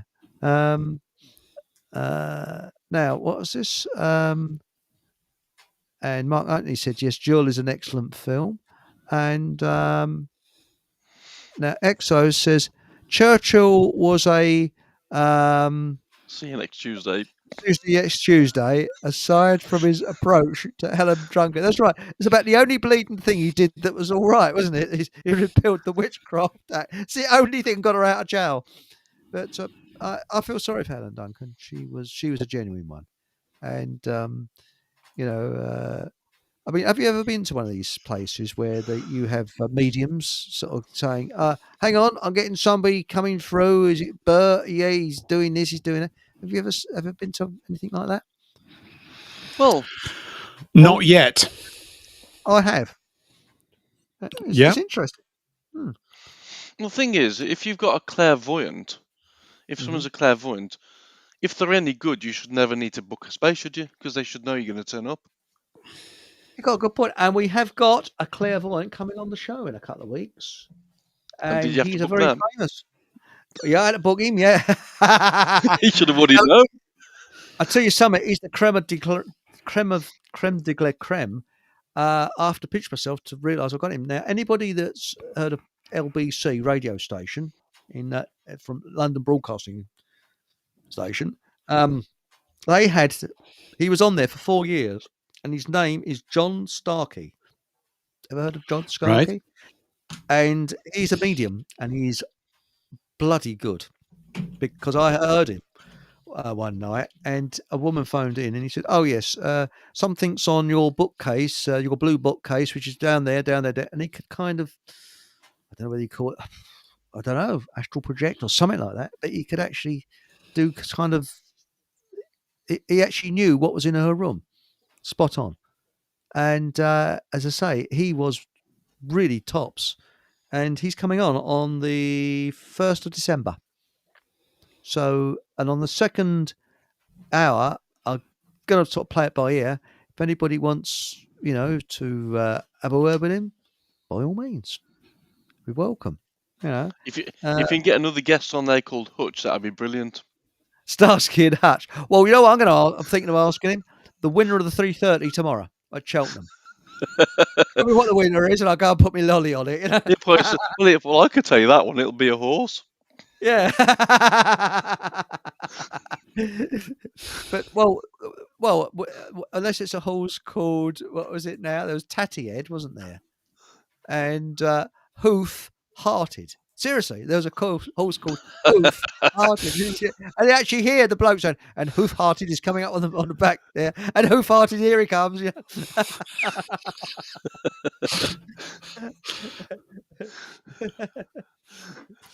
Yeah.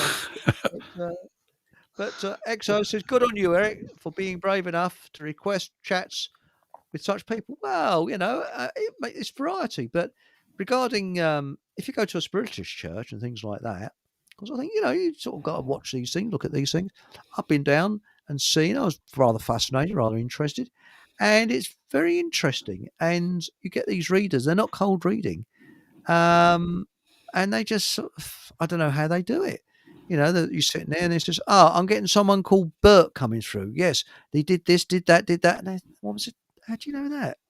So I think there's something in it.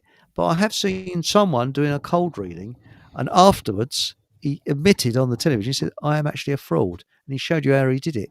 And what he does is he finds someone that is easily with the answers, and he works on them, and he tells them what they want to hear. And he said, I've got someone, this was on the television, not what I saw at the spiritualist church. He said, I've got someone named, name beginning with E. Well, he said, most women that were born in the 20s and 30s were called Elizabeth or Elsie or Lizzie. So he knew that he was on a good one. And when a woman said, yes, I can see cooking. He said, well, most women in the 20s and 30s did their own cooking. and there was this woman's grandmother, and he was explaining the grandmother to her, and she said, "Well, you're spot on there." But he said, "I didn't really tell her anything." He said, "I was working on her mind. She was telling me the answers." And it's quite clever. I mean, have you ever seen anything like that? It reminds me of The Wizard of Oz, the film, at least. I don't know if it's in the book. You know how that goes. Dorothy goes to the spiritualist, and he's got a picture of her parents, and he later becomes the Wizard of Oz. Have you seen that movie? I've only seen bits of it. I've never seen the whole film. No. Oh wow! You should watch it. It's a classic. It's about the financial situation, isn't it? The gold and silver. Wasn't it about them dropping gold as a reserve or something like that? It links to us, The Wizard of Oz. It came out in 1939. It was based on a book, but the book is different than the film. And the film was written by a South African fella. I forget his name, but they changed it for the film. But yeah, it just reminds me. There's a scene in the beginning where she runs away from home because the parents, some lady complains about her dog, so she gets a legal notice to take the dog away, and the dog's name is Toto, and the dog is, that theory that you had about it representing money and the money system. So Toto represented the money system being taken away from the people, and then she runs away from home and meets up with the spiritualist character. And Toto meets up with her too, and then a tornado comes in the middle of it and takes the house away to the land of Oz. So anyway, that's Judy Garland. She had a very tragic life. I feel very sorry for her. She was from Minnesota, here just across the border. Was she really? Yeah. Probably it was all the cheese shit. That might have been it. Well, no, Minnesota's not known for cheese. They're known for swamps. Swamp. Well, Alice Gorgeous says there was a football player that wanted to call his racehorse Norfolk and Chance. By the way, now, Chris, has anybody come back with a name for your ironing board? Could we call him? We got Fred. Fred the plant. Sorry, I got to point the opposite way around. Got Fred the plant. So, any names for the ironing board? Could it be Jeremy? Jeremy Iron board, yes. You got Jeremy Irons. He's an actor, isn't he? Jeremy Irons. Oh, and what is this funny thing in front of the ironing board? Well, I thought it was a golf club. That's you. I thought that was you, Eric. I'm very thin. No, it's something. It's that jumper that you're wearing. That's quite a funny thing. No. What's this funny thing? Well, we can't see. It's your walking stick. A hockey stick.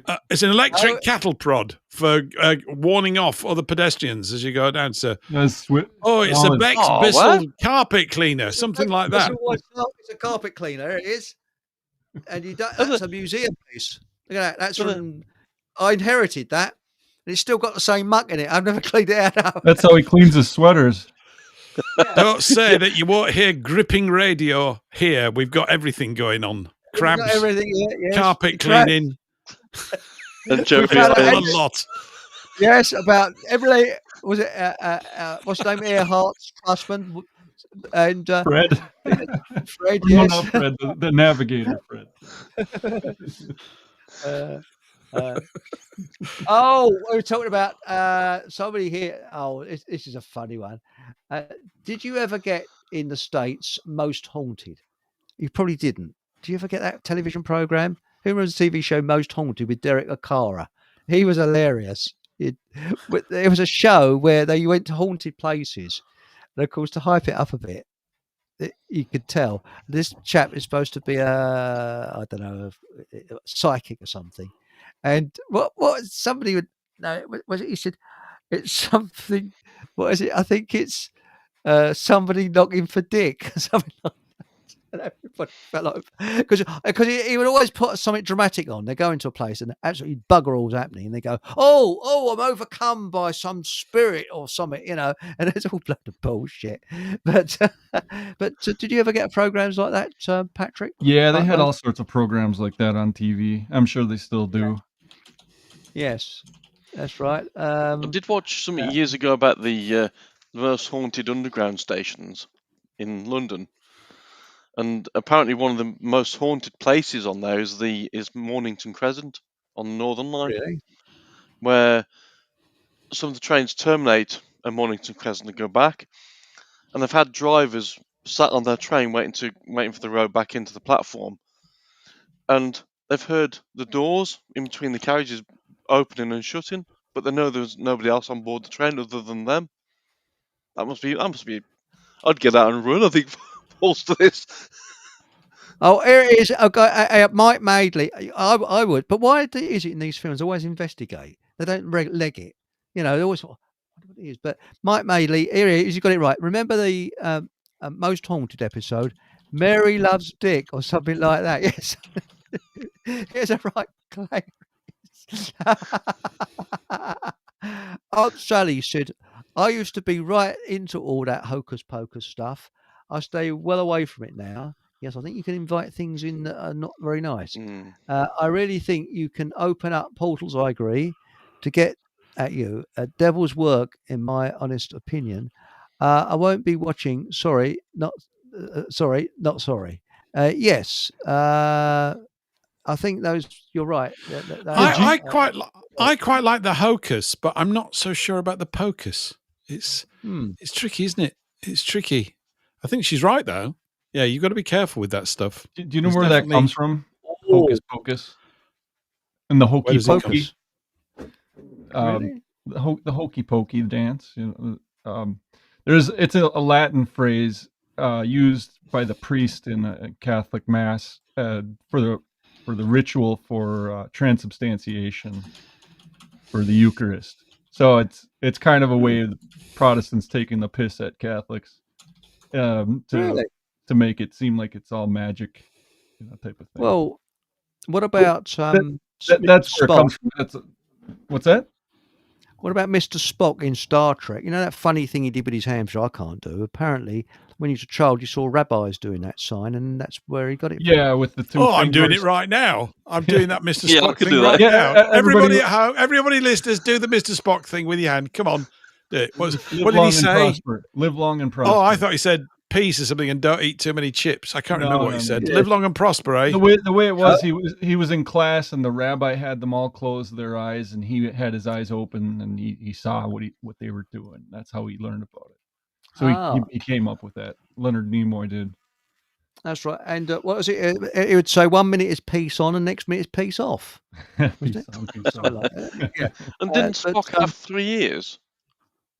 Wasn't he a Vulcan too? Isn't that a He had V? 3 years, didn't he? He had his left He and didn't right have here. And 3 his years. final... He's just making that up. He had pointy No, he ears, did. but he didn't have 3. He had He had his 3. Yeah, he had his left ear, right ear, and his final front ear. Oh, bloody hell. Oh, we're hitting new points of something or other. I don't know quite what to call them. That's pretty good, though. I quite like that. Yeah, these are the stories of the Starship Enterprise to boldly go where no bald man's boldly been before. Something like that, wasn't it? Right. It was something like that. Yeah, Well, it's fantastic. see, I need a few drinks to say I that. told this story when in architecture. I always got to design loos, so they called me Crap House Chris. Oh, why am I not surprised by that? Why is that not at all surprising? Well, I've been in more ladies' toilets than most blokes because I had to design. Fancy getting a bloke to design a woman's toilet. I mean, that's, mind you, I used to be, how much? All right, I'll take it. Oh, it's Crap House Chris. And wherever I go, I'll be designing Crap House. Do you remember that 3-panel newspaper comic strip called Andy Cap? Right, always going to the pub and everything, and Flo. Well, I think, Chris, you need to get someone to cartoon you, and Crap House Chris is a 3-panel gag running in the sun every day. Come on, people are they buy the paper just for those 3 panels every day. They used to buy it for Andy Cap, always getting drunk and beating his wife. That's it. It's just basically it's one gag. It's you going in and out of toilets or something. I don't know. I think you're just ideally suited for it. It just ticks every box. Like a Hagar the Horrible. Do you remember Hagar the Horrible on the back? I do, yes. Yeah, Chris the Crap House King or something like that. It's just great. Fantastic. That actually was my nickname, Crap House Chris, because I was always looking at crap. Everyday tales of a toilet designer. It's just the best. Who wouldn't tune in for that? I would. I tell you, Sounds I tell grand. you a funny thing. Now, this is 100% true, and I wish this was in the days before digital photography. I wish if digital photography was around then, I would have taken a picture of it. I went for a very short contract because I was freelance at a spec builders, and it was probably the worst. I worked there for about a day and a half, and I walked out after on the second day. It was a terrible place. But anyway, I went in there on the first day, and I thought I need to go to the loo. And when I saw there's the toilet, so I opened the door, the loo, and the stairs, the bottom of the stairs went across the toilet, so you couldn't actually get to the crapper. And there's all stains in the sink. And I was standing there with the door open. And a bloke said, "No, mate, we all piss in the sink." And this was supposed to be the spec builders that actually built the place themselves. I won't say what spec builder it was, but it was in Hitchin. So there's your first 3-panel episode, Chris. I can just see it now. Yeah. First panel, you sat stroking your chin, looking at this puzzlement, and punchline comes in at the end. That's great. You'll just be an inexhaustible supply of toilet jokes. It'd be fantastic. But they said, if you want to piss, you go in the seat. If you want to crap, you go over the road. There's a public toilet over the road. That's right. Hey, I'll tell you who would take that on as a character is Viz magazine. You need to write to them and say, this is it, and give them the character. That's it. They'd love that. Yeah. It's just right up their alley. Right.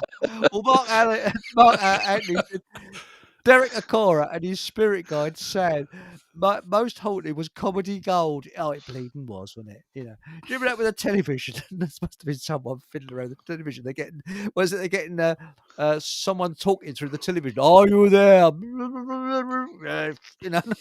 don't know. But I agree with Aunt Sally. Dealing with things like that, tarot cards and things, not tarot cards, Ouija boards and things like that is very, very, very dangerous. Extremely dangerous. G.K. Chesterton used to say that because he started out doing that kind of stuff and then shied away from it because it's like you don't know what type of spirits you're calling up, good or bad. Well, John Hamer, when he was a young teenager, him and his mates sat around. They had a Ouija board, and believe it or not, you could buy Ouija boards in toy shops in this country at one time until they banned it. And they started off with this, the old glass and whatever, and whatever it was, put the fear of God up them. And I don't know, I can't remember the exact word that he said, but it was a case of don't mess with things you don't understand. So it must have been a good spirit that had come through and told them. And he never dabbled with it again. But I think that things like spiritualist churches, they do healing, and that does work. And I do believe in faith healing. I do believe in that. Aunt Sally, what's your view of faith healing? So I'll be interested to see what is your it? view is. Faith healing is when they don't quite know how it works, but they put their hands and they heal somebody with their hands. They have healing hands, and they don't even touch you. They just put their hands over it, and you feel this glow. And they reckon they're getting through to angels or something like that, but they are very skilled. They actually have to go on a training course to do it, and it takes several years to become a healer in this country. And it is absolutely incredible. I've seen it, and I just wonder what Aunt Sally thinks of it. So I'd be quite interested if she's in the bath or out of the bath, or anybody else for that matter. So I was partly Have you seen yes. You look flushed, Chris. Yeah, but he's come up with a good title for your comic strip, Andy Crap. Andy Crap.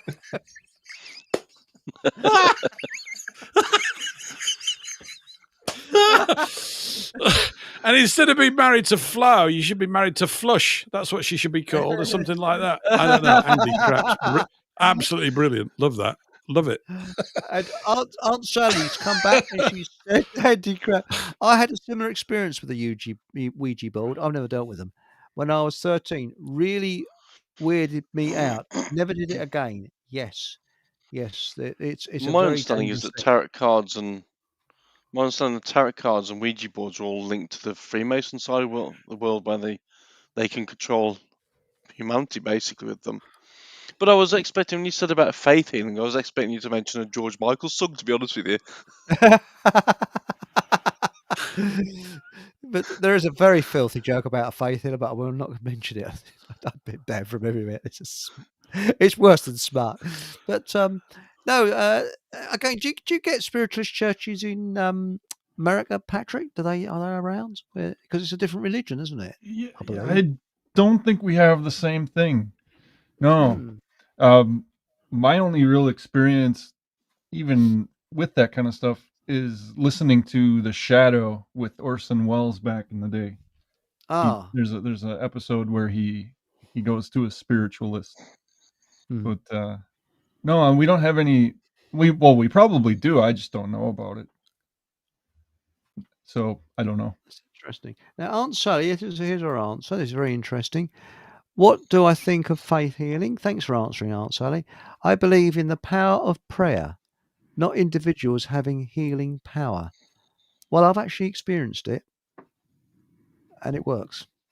So, it's something that's it's interesting to witness as well. It's very, very Now, interesting. do these spiritualist churches do tarot card type things? No, I don't know. No, they don't. They don't do that stuff. They don't mention anything much about the Bible. I don't think so. If I'm wrong, I'm sorry, but I was just interested. How did they get the moniker church? Probably just because it's a gathering of people. I don't know if they do call it that, really. I don't know if they do call it a church. Do they call it a church? I don't know if they do, really. Spiritualists, I really don't know. There's a lot I don't know about it. But it was, I was just interested. I think that, it's like Quakers. I find that interesting. I'm not, I think it's very important to broaden your horizons and sort of look at these things, as long as you're with professional people that know what they're doing, and you're not inviting anything nasty into your life and things like that. So I think that's Don't important. they sell oats? Don't they sell oats? Quakers. Oh, Quaker Oats, yeah. Well, actually, Hertfordshire, where I am, is noted. There's loads of Quakers around here, Hitchin especially, and it's got the oldest Friends meeting house in Hertford. And if you look that up on Google, you will see it. And it's been it's been a Friends meeting house, because that's what they call their. Don't think you call it a church. Since about the 17th century. Did you know that the guy that started Quaker Oats, or the Quaker, whatever the name of the company is called, he died on the Titanic. He was he had a house here in Minnesota, on Lake Minnetonka. I had been to, and yeah, he was one of the people that died on the Titanic. Probably one of the more wealthy people in America as well. Now, I don't know whether you believe this or not, but sorry, carry on, Paul, mate. No, I was just saying. No, that's right.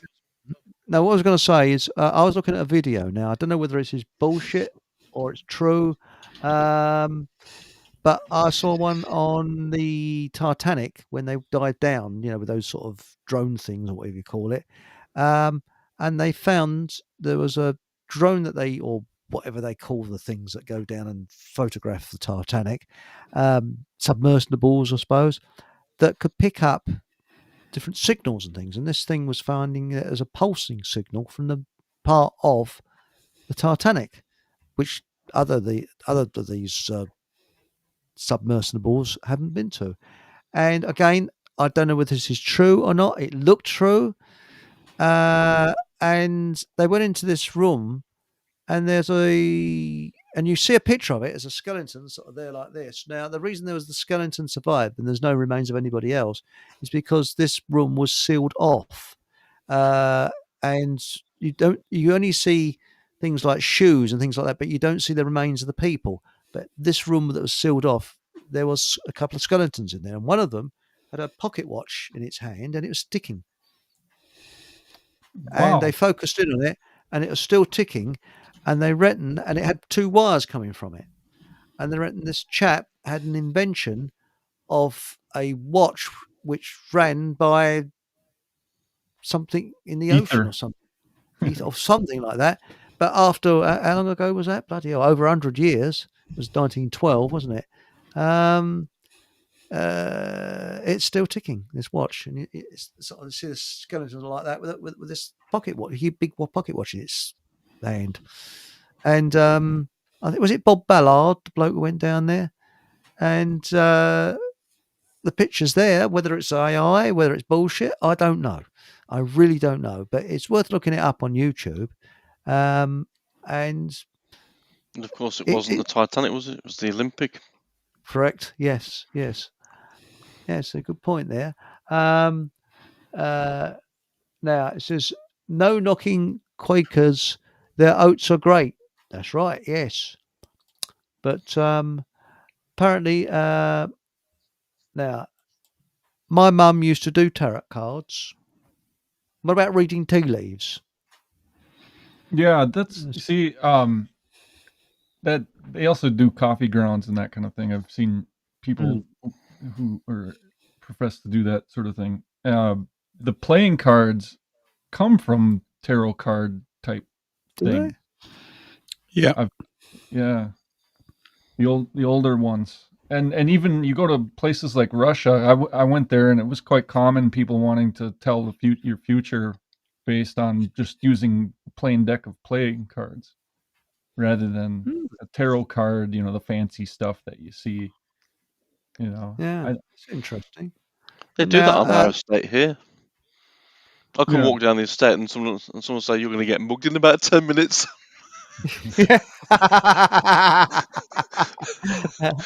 Now, this is interesting. The Jollyman said, Aunt Sonny, I know they reset the earth, removed the natural known frequency of healing. Churches were never places to worship a man-made idol. Yes, I believe that. Not churches, I think cathedrals. They wanted your taxes, the true word, revelations. Yes, I believe that the pyramids and cathedrals were healing centres. I seriously believe that. I don't know. I know you at the start of the show we were talking about the cathode in TVs. Well, that's what they reckon the word cathedral actually links to is cathode, and the bits that were filled in with glass and what's now got stained glass windows in it. A lot of those look like the same shape as a cathode, and they were used as free energy, which goes back to what I was saying before about with I was saying about watching the Marvel films. They tell us the truth in there, but in their own way. So, like Thor will stand on top of one of the old world buildings and bring the electricity down from above through the building to the ground, which is basically telling us what they actually were used for. And I think that Thor. You're talking about Thor there, Thor. because you know that Thor came down to Earth, and he found this beautiful dusky young maiden, and he had his way with her. And in the morning, he thought, "I better tell her who I am." He says, "I am mighty Thor." And the young maiden says, "Am I? But I really enjoyed it." Sorry. It's a terrible joke, isn't it? And, now, I'm laughing. I've heard it before. And now, Extra says the best friends with Cadbury's family in the Midlands. And best friends with Cadbury's family in the Midlands did a lot of work for charity. Yes, the Bourneville estate, they did a lot for their employees. They because they weren't allowed in the City of London. And if you go to a place called Ware, and everybody says Where in Hertfordshire, which is a road, that's right to me. And you look at Scott's Grotto. So if you look that up on Google, Scott's Grotto, I've been there. No, it's a lovely place. What it is, it was like a little hole in the ground, I suppose you could call it. It was privately owned when I went there, but I think it's been taken over by English Heritage now. And you went down there, and the woman was saying that it's the same temperature all the year round.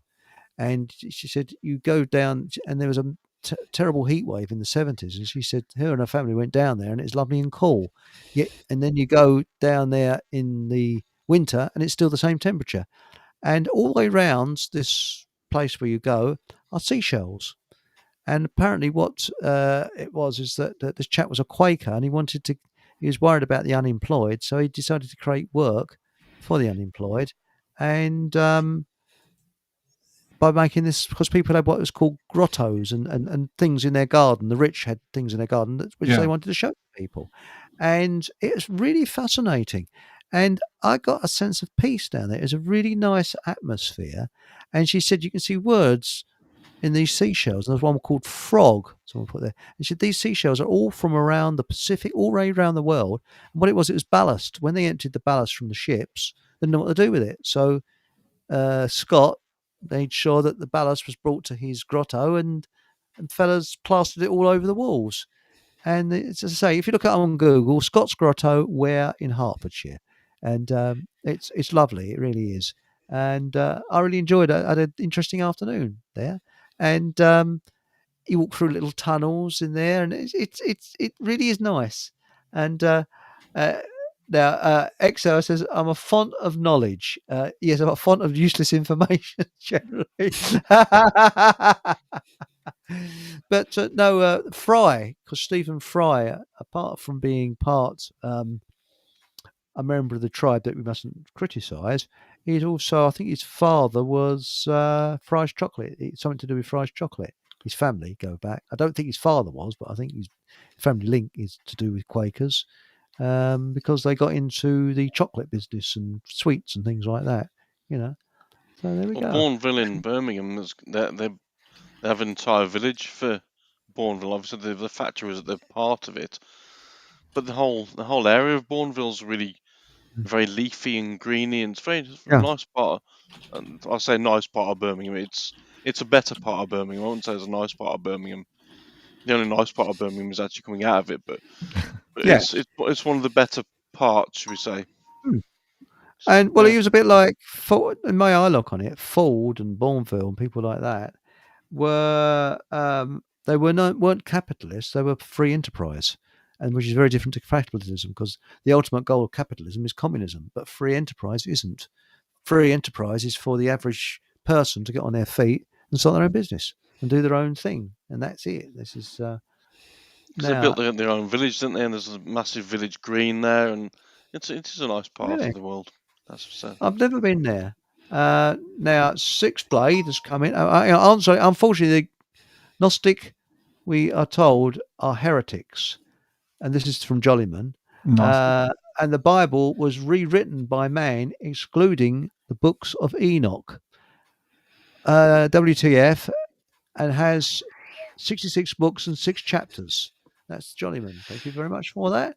And Six Blade has come back. Evening, Steve. Steve, are you still in Scotland, by the way? Sorry, it's your secret location. Tarot cards depict the wheel of truth, a journey of education to reveal natural law, but most people mistakenly think it's just a divination. That's very interesting. Yes, thank you. I think here in America we also have like spiritualist type churches. I don't know if they're the same as there, but we have these Pentecostal type churches where they speak in tongues and that sort of thing. Have you ever heard of that? And I know they have the spiritual church around here is very big in the. Well, I wouldn't say big in the community, but they sort of have sandwich mornings and coffee mornings, and they don't talk about religion. This is very strange.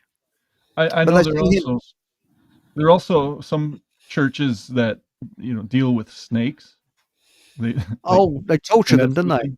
I don't know what they do exactly. I've only heard about it, and I've also like televangelists and that sort where they do the, like you're saying, faith healing, where they lay on hands on people and they'll be in a wheelchair. They'll bring them up on the stage and put their hands on them, and then they'll get up out of the wheelchair and start walking around and waving their hands. So we do have that kind of stuff here. That's show business, but the one I went to, more than like the lights were low, hardly anybody around, and you sat and 2 people worked on you, and they put their hands around it, and you feel an incredible feeling of kindness and warmth, and you actually feel something. And they admitted they don't know how it works, but it does work, and it's been going on for ages. And they said that everybody's got this power, and it's the power of good. Now, I mean, I knew a girl that was a white witch, and people go, "Oh, white witch!" But white witches were the medicine ladies. The black witches were the ones that did curses and things like that. But white witches were good, and black witches were bad, and they were very, very different to each other. And but they were the healers. Well, that's kind of like the Wizard of Oz too. They have the good witch and the bad witch scenario, like Glinda, the witch of the north, and then the evil witch of the east. I forget the name. But of course, sorry, carry on. Of course, the news and things like that use spells, don't they? Which obviously certain words trigger people in certain ways, which is a form of spell or spell binding, if you like. By, I mean, you might say some words will trigger somebody to react differently than somebody else would react to it, which is effectively controlling how they react, which is a spell, isn't it? I suppose so, yes. But what do you think of these televangelists? We haven't got them over here, but I guess you got them all. Have you got them all over your television? You don't have them there. $70 to be saved. Yeah. We had Billy Graham come over here, and Cliff Richard was really much into Billy Graham. And Paul, do you remember Billy Graham? I do. Yeah, didn't they wheel him out at Wembley or something one year? That's right. Well, a friend of mine, when I worked with, actually went to one of his he wasn't particularly religious, he just went to see him. I think he got a free ticket or something. And he said they had, who was that bloke? Roy Rogers, I think it was. And had a stuffed trigger. And he said he could see the funny side of him, but other people couldn't. And there's 4 blokes in white coats wheeling trigger out who was on wheels. With Roy Rogers on the back saying, "A 4-legged friend, a 4-legged friend," and he was almost creased double with laughter because he could see the funny moments, the triggles on. But yeah, and, we don't really go in for that sort of nonsense, do we? No, it's not English, is it? We don't. No, it's a bit too. I just don't get it, really. I don't think it's all a bit too. Yeah. It's just a bit loud. I don't know what the point of it is. The Genesis tune, wasn't it? Was it "Jesus Will Save You"? Is that one with? Was it? I'm friends with Jesus, and I know I'm right. I can't remember. But do you remember that evangelist who was caught in a brothel? I have sinned. Jimmy Swaggart. He was also a singer, musician. Yeah. Really? Is he still around, or has he croaked it? I have no idea. Do you actually get them on your television? I mean, do you get national television and local, or is it just sort of local? I don't know. Is it I don't watch television much anymore. When you did, is it like here? Does it go out all over the states, the same channel or something, or is it different times? Yeah, they have network television that do the late night shows and the news and all that kind of stuff nationwide. Yeah, but yeah, you watch late at night. It used to be you'd see televangelists on and all that stuff. It's all craziness. Send us money more than anything. It's a scam, and they're getting big bucks flying around in jets. It's crazy. Oh, crumbs! More importantly, Patrick, do you get the BBC? I mean, that's full of. Yeah. It's tied with PBS, Public Broadcasting Syndicate, or whatever they call it. Oh, you get it. Oh, so you get we get David Attenborough, who allegedly, I've been led to believe, fakes a lot of things. So I've been told. I don't know how true that is. Well, he's 99 now. Really? Yep. Yeah, he looks it. But he's still just done the voiceover for a new series that they're doing. So I don't think he can get out into the field like he used to. He's 99. I hope he makes 100. Well, I think they got to him to make him say these sentences about climate change and stuff. It never used to be in there. But of course, the climate change narrative is like everything else that they've lied about, falling apart rapidly, which is good fun. Yeah. But it's a bit like, with these lefties, it's like cornering a Rottweiler. You got to watch out for them because they're maniacs. Basically, they're unhinged. No. They can't, the truth is really inconvenient to them, and it really gets in the way of their deluded worldview. So maybe they can move David Attenborough to sort of like the Galapagos Islands somewhere, and then some new naturalist can go across and say, here's a Galapagos tortoise that's made it 100, and here's a David Attenborough that's just shy of 100. He could ride around on it on its back, couldn't he? Exactly. Yeah. One centurion carrying another. Yeah. Absolutely. Like never shoved a camera up your mum's arse 85 years ago. I think the BBC have missed out in hiring you as a program consultant and producer Paul there. This is quite good. You need come on, we'll get you. It's an improvement over the guff that they currently put out. It's interesting, this little discussion though about, I mean, everybody wants Trump to sue them into oblivion, but then they're saying, oh yeah, but the license fee payer will pay the cost. No, we'll just shut it down. Why should any cost pay him and shut the whole thing down? We don't want to carry on. That's the whole idea. We want it shut it down. We don't want it. We want it stopped. Why is he suing them? Is it because they clipped something regarding January 6th? Yeah, it's quite serious what they did. They basically projected completely a totally bogus impression of what he'd said. They made him out into the very reverse of what he was saying by judicious clipping. Oh, yeah, it's pretty. And I think he's saying he needs to do it. Not that I'm a fan of his either, but it doesn't matter. Does he want $5 billion for it? Yeah, well, they think he probably won't get $5 billion. He might get $4.5 billion. I don't even care. Shut it down. I mean, his income is £5.5 billion a year. That's about $7 billion a year. And it must be a distraction from something else. Because right now they're pushing this whole Epstein thing with to try and avoid bringing that up. Yeah, could be. Well, the thing is, I mean, I couldn't stand his brother, Lovey Deary. Oh, Lovey Deary, and all that. I didn't really go much in his films. Oh. Yeah, was it Dick Attenborough? His Lovey Deary brother. He was an actor, wasn't he? And then he became a producer. He did in Jurassic Park. Jurassic Park, yeah. What else did he do? 10 Rillington Place. You can actually see that free of charge on YouTube now. 10 Rillington Place. And there's a lot of, I don't know. He did, was it A Bridge Too Far? And I didn't really go much on that film, really. It was all right, but it could have been. And he did better. Gandhi, didn't he? I didn't go on that either. Gandhi. Did you see the film of the making? And I was off my seat with laughter because they filmed the funeral scene at the beginning of when they started filming. They because they sort of do the film in all bits and they cut it all to put it all together in the cutting room, and they had to do the funeral scene, you see, and they had this mock-up of Gandhi, and there's all these extras all there, and then all of a sudden there's Lovey Deary said, "Okay, Lovey, are we ready to go? Yes, right, ready." And they're just about to go, and suddenly they go diddly diddly dee dee dee dee dee dee. There's a nice cream band coming down. Some enterprising Indian thought, "Oh, then we're gonna make some money here," and there's all these people, so. And they had to wait until these people had finished their chalk ices, and they shout out, "Look miserable!" All going, bloody hysterical, and because must be costing thousands of pounds to put this film on.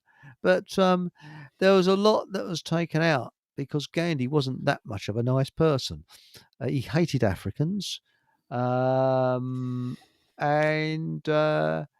No, he was a bit weird as well. He slept with young ladies. Don't you have a memorial of him by your parliament?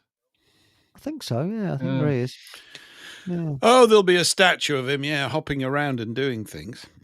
Yes. And in Harlow, there's the Nelson Mandela Avenue, and there's a Zelensky Avenue as well. We've got Martin Luther King Drive and all that kind of stuff in every city. God, yeah. Really? But why have we got a Zelensky Avenue?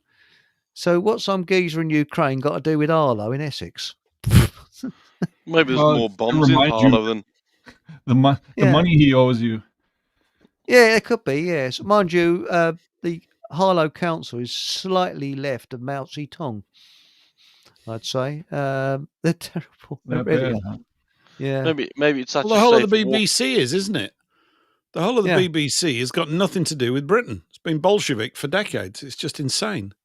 Apparently, the great turning point was about 2012. They were saying on something I watched recently that it's nuts. The whole place, and it's like the caliber of the politicians. I mean, it's not, like we've said before. These people, we use it maybe as a sort of an insult, saying that they're mentally ill, but they are. I mean it literally. Yeah, they're not. They're not well people. They've got a kind of weird utopian psychosis going on, and you can't actually communicate with them because you can't.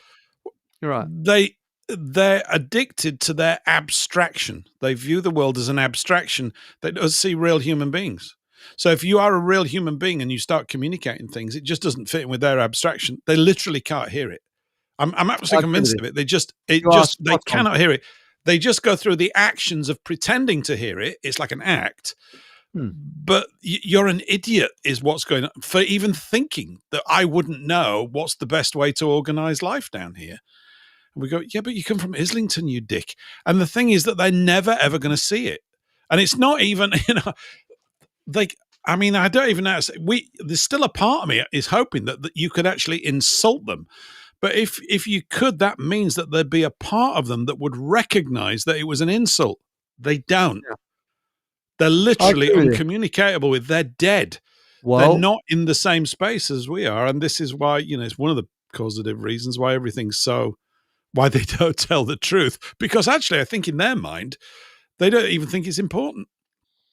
Well, when you drive into Harlow, there's signs up as you're driving in. It's got, "We do not tolerate bad driving." Bad driving, as if Big Brother is looking at you.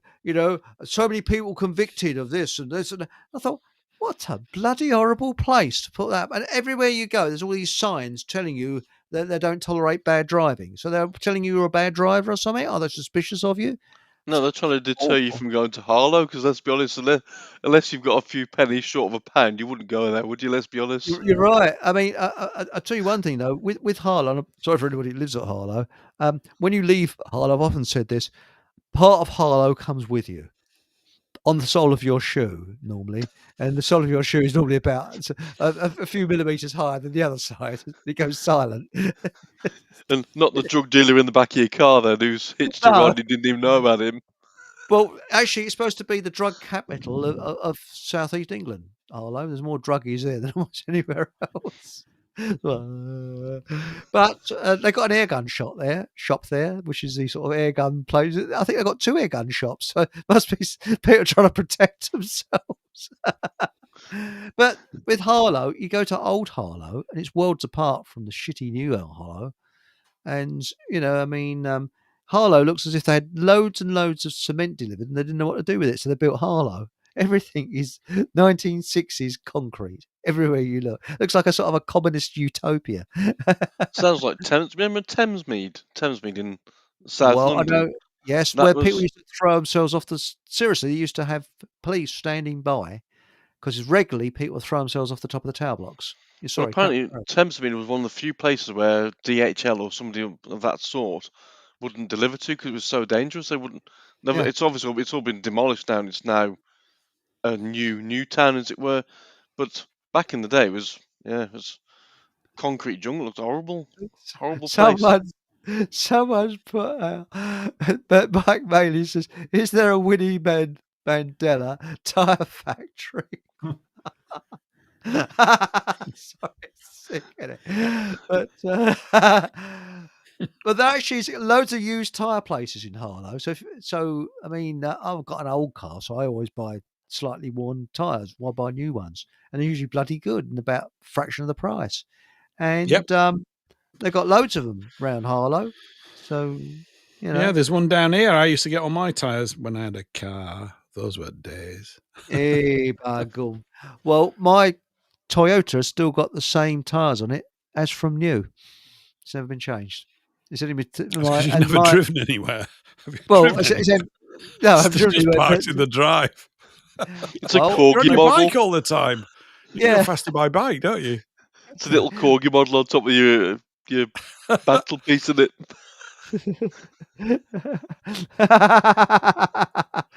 Now, what's this? As Jolly Man says, it says, if you have smelly armpits, I always orientate myself away from Earth rotation, as the ATMO is moving with the Earth, but the clouds and the winds defy. Pseudoscience, eh? Do anybody understand? Do you understand that, Anorak? No, not really. No, nor do I. Paul, anybody? Patrick? No. Yeah, I understand it. I get an idea of what he's on about and what he's saying. That I'm not going to explain it. I'm just going to claim that I understand it. Yes. It's a politician answer. Yes, we understand all that. Can we quickly move on? But you were saying about the politicians are sort of brain dead. But I think the police seem to be in exactly the same category as well. They seem to be unable to answer questions that when they're when it's blatantly obvious that they're breaching their oath or the laws themselves, and when they're told about it, they just ignore it. They ignore what they don't want to speak to the general public. We're just seen as scum to them, I suppose. Well, the thing is, now the police are, I call government mafia. They are the heavy mob, because if you don't pay the mafia, then they come round for you and they threaten you. The only difference between the mafia and government is mafia break your bones, and the government psychologically destroy you. That's the only difference. I mean, they're both there stealing money from you. They can call it tax, you can call it whatever you want, but it's still theft, because that money doesn't go to what they tell you it goes to. Because if it did, we'd be living in a utopia now, but we don't. So they're obviously lying. But nobody seems to ask that question of why are they lying? Why? Because we've got usury, and that's it. I suppose your doctors lie as well, don't you? Anybody, like, you go to your doctors, then they won't give you anything healthy to prescribe. They'll give you some crappy big pharma stuff that's going to have a million side effects. The whole system is about making us unwell, and I suppose it's all very deceitful. I suppose is perhaps the right word. I don't know. It's well, the first question. The police have been Bolshevized, haven't they? Really? Yeah. And I guess all these different sort of strands of what we're talking about, they've all got their own little internal story about who they are and what they're doing, so that they sleep at night. They've been told a story. I mean, the police has changed culturally over the last, well, ever since Blair came in, really more predominant. I guess it was changing slightly, but I know that over those first 10 years, a lot of relative old lag police guys with literal direct experience of the cities and towns that they worked in and who was the villains and all that, they all got phased out. It's been replaced by a kind of just a system. It's just a sort of, an accounting system for stuff, and it's literally turned into a profit-making center. We know now that it's a limited company, a corporation. I didn't know that in the mid-90s. Neither did anybody else much. Like all these departments, they're companies, and they're there to make a corporate profit. And it's that's why so much is unsound because of it. And so there's a sort of narrative creation department or departments all over the place. And they've all subscribed to this idea of globalism, either extremely or gently, but they're all involved on it, and they might not even know it. They've just been subsumed in it. I mean, the BBC is bad, and it's probably always told wonky stories from time to time, but it was never this bad. This is sort of off the charts madness. And, a lot of the output used to be pretty good. Not all of it. I mean, I wouldn't expect it all to be. It's a big schedule. Now, barely any of it's any good. And it's full of these smug gits. They're all smug. I mean, they get paid an absolute bloody fortune to produce crap, and they compel you to pay for it. This is why we want it destroying. I don't want to pay the bill. I want the organization sold off. They can give it all to Trump. And if he wanted to really improve his PR, he said, well, I've got this £5 billion, and now I'm going to give it back to the English and the British so that they can create a proper people's broadcasting network. And that's when we go knocking on his door and say, can we have a role in that? That'd be great. Let's do it properly. No, the way they'll do it, they'll up your license fee and to pay for it. That's what they're going to do. They wouldn't need a license fee, really. I mean, they make $2 billion a year from selling their stuff, right? So they put that the $5.5 billion is $3.5 billion in on license fee, and they make $2 billion a year profit on all the reruns of all the programs and their back catalogue, which is colossal. So for £3.5 billion that we contribute, we're just getting this shitty lying news service that's just full of these arseholes. It's completely bloated on the staffing levels. You've got this middle management all wearing Armani suits or whatever the latest flavor expensive suit is. I don't know what they're called, right? Swanning around in executive cars, leasing all. I mean, the whole thing's a joke. It's just a complete joke. It should be run lean. We don't need it to do much. I'd fire probably 50% of them straight off, because they're just totally surplus to requirements, pushing this agenda, turning up as all this diversity in all these programs, which we don't want because Britain isn't diverse, never has been. It isn't multicultural, doesn't exist. This is just a fiction overlaid, and we've got to burn it off. Stop putting this sort of fiction over the top of what we are.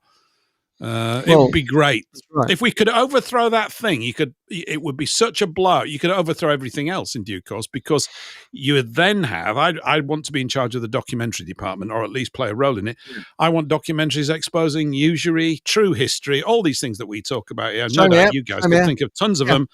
And we bring in actors and we bring in the best talent. We say, right, this is about actually restoring a true understanding of English, Scottish, Welsh, Northern Irish, and Irish history and our relations to Europe. You're going to do some of the most explosive programming ever seen on the face of the earth. It'll blow people's minds. These are the guys that you use Irving's books and all these other people.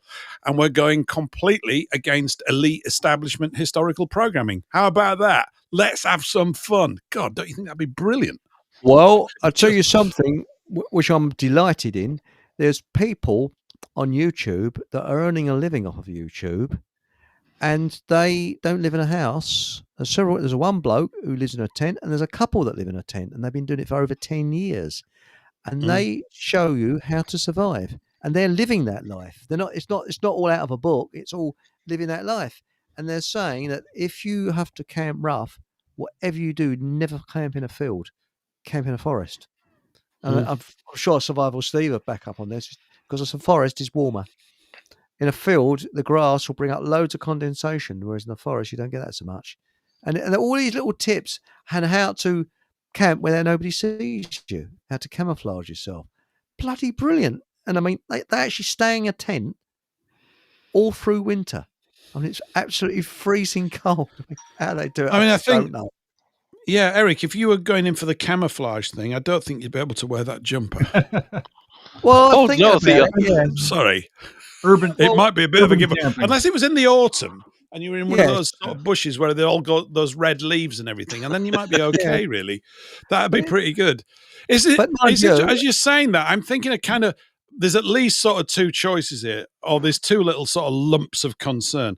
One is you could take that path that you've just talked about. I've seen these guys as well. It is quite fascinating. You know, it's not for me, because I just think it's all right. They're young, right? As you get older, you get lumbago. I don't know what that is. I don't know what lumbago is, but it sounds great. And it's like arthritis and all this it's like muscle joints. And you're going to get that if you can't do that. Not at this time of life. It's not realistic. I mean, you could do it, but you wouldn't live that long. You'd be miserable all the time. So it's not much of an option, but it's definitely there. So that's one direction you can go in, or setting up your own communities in a rural, secluded place. Except this is the tiniest island in the world, and there aren't any rural, secluded places. Not many that I know of. I think Richard's found one, hasn't he? Richard Vogt.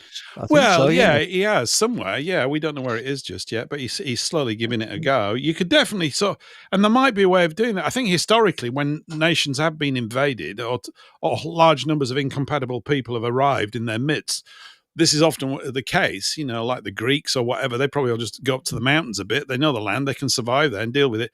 The other people come in, rock around, have a party for a couple of 100 years, and then they die out and go back. That's what happens every single time, everywhere in the world, ever, forever and ever and ever. That's always happened, and it always does, because nature won't have it. It's a bit of a bummer for our children and grandchildren and great-grandchildren.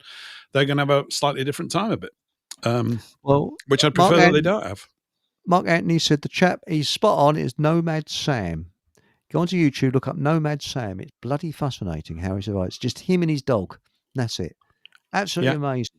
And I think that you can learn so much. I mean, for example, in Germany, what people are doing is they're making electric bike caravans. Now, electric bikes, you don't need any regulation, no license, you have to have a license or anything like that for an electric bike. And they're building caravans out of polystyrene walls and roofs. They're fantastic. And these people are cycling for miles. And of course, you can park anywhere. You can park off the beaten track, and you don't have to worry about traffic regulations like yellow lines and things like that. So, I do have one concern with that, though, Chris. Yeah. I'm not sure I'd want to sleep in a polystyrene caravan when it's 100-mile-an-hour winds. Well, I set camp in Torquay, but I'm now in John O'Groats. Or if the Mad Axeman's around, so straight through the wall, boing. But no, they're bloody luxurious. It's fantastic, and it's very interesting. Now, here's one for you, both Pauls, all right? Jolly man, no, the Earth has proven to be static in motion All interferometers experiments have proven no actual or orbital motion. Well, I think we're static anyway. I don't think the Earth moves. I think it's geocentrism, and we are static. Yeah. I think I think we're static too. Yeah, I think we're the static. sun and moon as well. revolve around us. Yep. Yes, that's what I think. Yes, I think as well. And By the way, Marlene, sorry, carry on. And so if you base it on the months of the year, there should be 13 months in the year. So 365 divided by 13 would give you 28. So you'd have 13 months of 28 days, which would follow the cycle of the moon. And that's how it should be. That's what we've all lost out on a month's pay, basically, in I agree with you. in the Gregorian calendar. Pay, really, but yeah, I see what you're saying. Aunt Sally said a cool caravan made of polystyrene would get nicked round here. Well, do you know something? I don't know if it's the eccentricity coming out of me, but I get a bit twitchy about things like that. I want to make one. I'm really keen. I thought, wouldn't that be nice? Because what they do, they go on slow holidays. So they go off slightly to about 30 or 40 miles a day. And there's a Polish bloke. He's all around the Black Sea at the moment. The Baltic at the moment in his caravan. It's absolutely warm as toast inside. Beautiful it is. And it's very small. And, but you can't understand what he's talking about because he's speaking Polish, But probably what he's saying is, don't buy a polystyrene caravan. Fix it in with stainless steel. Yeah. Yes, and I like what Harvey said. Number one said the best thing about camping and outdoor lifestyle is the distinct lack of diversity. Yes, that's true. It's very true, and it's strange. Marlene also follows that chappie. Yes, I'm following him. He's really good. Yes, absolutely amazing. He camped near the sea for a long time, and he keeps his tent there, but he's in a very remote part. He seems to camp, so he doesn't get anything nicked or anything like that. It's a lifestyle. You got to really know what you're doing. Now, the Jollyman says 68 miles away from the celestial object causes it to lower 1 degree prospectively. But you see, is that to do with curvature? Because again, I don't believe there's curvature. I think it's the horizon is level. But I make sundials, and the geometry works out perfect. I'm sorry to say this. But doesn't the sundial work based on the sun travelling around us and not? Because that would work perfectly. A sundial would be a perfect timekeeper with the sun being local to us. But if the Earth's wobbling and tilting all over the place, as the lies at NASA tell us, it wouldn't work. It would be completely useless timekeeping. No, the wobble comes in because in February, the sundial, you don't set a sundial up in February because that's about the worst month. It's only about 40 minutes an hour. But you take account of the Earth's wobble. But with a sundial, we have, for example, 52 degrees north. 51 degrees north we are. Spain is 38 degrees north. It's all right, I know it's off by heart. And as you go further up, we're 51 degrees north. You might go up to Scotland, that'd be about 52 degrees north. And as you get closer up, and then when you go down, say, towards the equator, it'd be 0 degrees. And then you go minus the other way. And I've actually made what they call an armory one, which is a round one once. And that works out beautifully as the sun goes round. It is absolutely spot on. It takes a bit of time setting it up. But I beg to be found wrong. But that's the thing. But I still keep an open mind. I still think the Earth is stationary. And as for flat Earth, I can remain neutral. But that's all I can say. Okay. See, I'm not sure about whether it's actually flat or what it is. I don't know what shape it actually is, but I do stand by what I think. I don't think we're moving. None of us feels any movement from it. But what? Eric could. Sorry, I didn't mean to categorize. He says Eric could camp in a field outside a blind school in that jumper. Are we supposed to therefore revive Carry On Camping? Is that what we're going to do? Yes. Is it? I'll tell you, a big Falcombe Hall camping festival would be great next year. I keep banging on about these things. We need an organizer, don't we?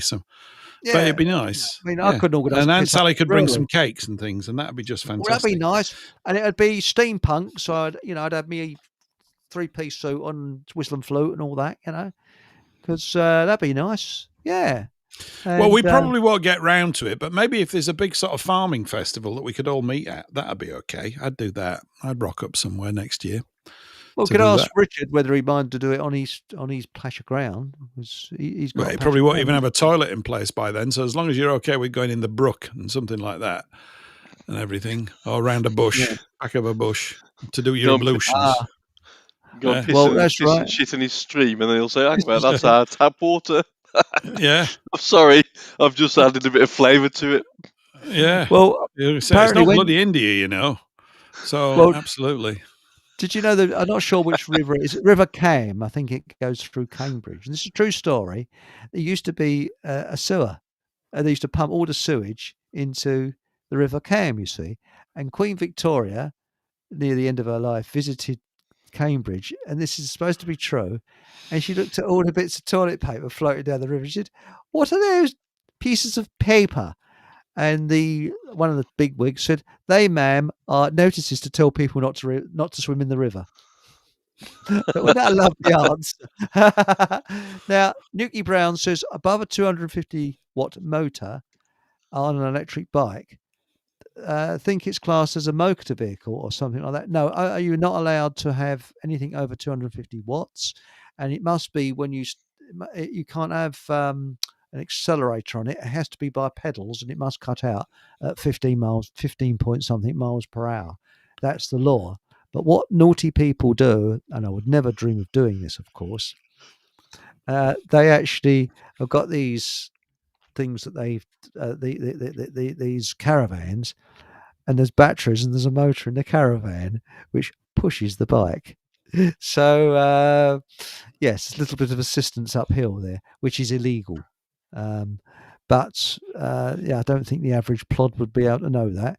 But no, that's the thing with these electric bikes. If you've got an accelerator on it, what do you call it, a throttle on it, then it's classed as a motorbike. So you can not. I don't think you're allowed to have a throttle on it. I think it's got to be like where you pedal it and the thing starts on its own and just assists you. So it's got to be. That's again is why we don't need government. How boring! If you're a genuine sort of chappy that knows what he's doing, why can't you have 500 watts or 700 watts or whatever you know? I think in America, I think you're allowed 500 watts. I think in some states. Patrick, know anything about this at all? No. Not really. I think in some states you're allowed 500, but over it's only 250, and maybe on the continent you're allowed more. But it's just about. Sorry. I was going to say I would be concerned about. I mean, obviously, I don't think electric vehicles are the answer anyway, but I'd be very concerned about where the battery pack is on these bikes because I presume it's below the saddle. I presume that's given off radiation into certain nether regions, which is probably not the best. You know what you could do is you could have a trailer and just put the battery on the trailer, run a wire up to the motor. That's illegal in this country, but people do it. Yeah, but people do it, and sort of well, let's face it, the average PC plod that stops you, wouldn't understand it, and they wouldn't really know. And this is what they're doing with the caravans as well. And there's a bloke who's just got an ordinary push bike, so it looks as if he's pushing. There's a little cable going along, and he just hikes it along, and it just assists him up the hills. Well, I can't see anything wrong with that. You're not going to kill anybody, are you? You're not going to go that fast. But anyway, Exos says he didn't get that Queen Victoria joke, and did they use loo paper in 1856? No, it wasn't 1856. It was the 1890s, and yes, they did have toilet paper in those days. It was invented in the 1890s. They used toilet paper. They used newspaper. And toilet paper rolls were invented later, I think. So there we go. So they invented newspaper to have shit all over it, and that's still continued to this day. That's right. And also, they reused it for your fish and chips as well. So there we go. So these bloody chips taste a bit funny. Yeah, it tastes like shit, these two chips.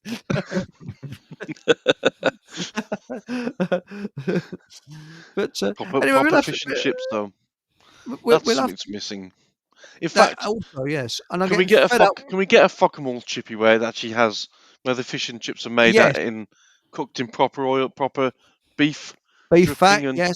and the scraps that used to go. Can I have a bag full of scraps, please? Which was probably a heart attack waiting to happen. But have you ever had that?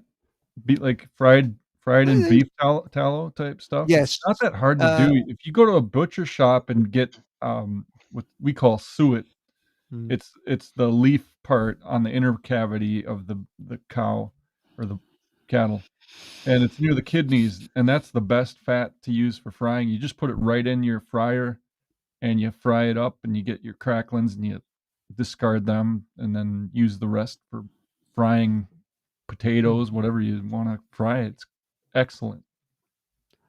They did that.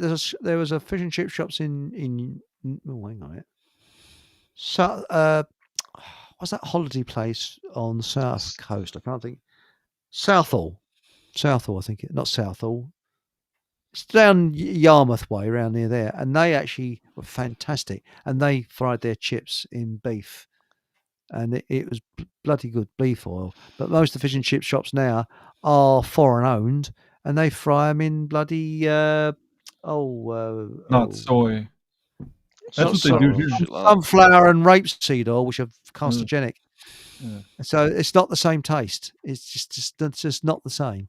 Here, that's what they use for almost everything you get at the store. It's soybean oil. They fry it in that. It's terrible. Well, I was Our in local donut shop used to fry it in pure pork lard, and it was excellent. And then they got new owners, and then it ended up they get the stuff in from a company called Cisco, and what they were getting was like 10% lard, and the rest was soy. It's disgusting.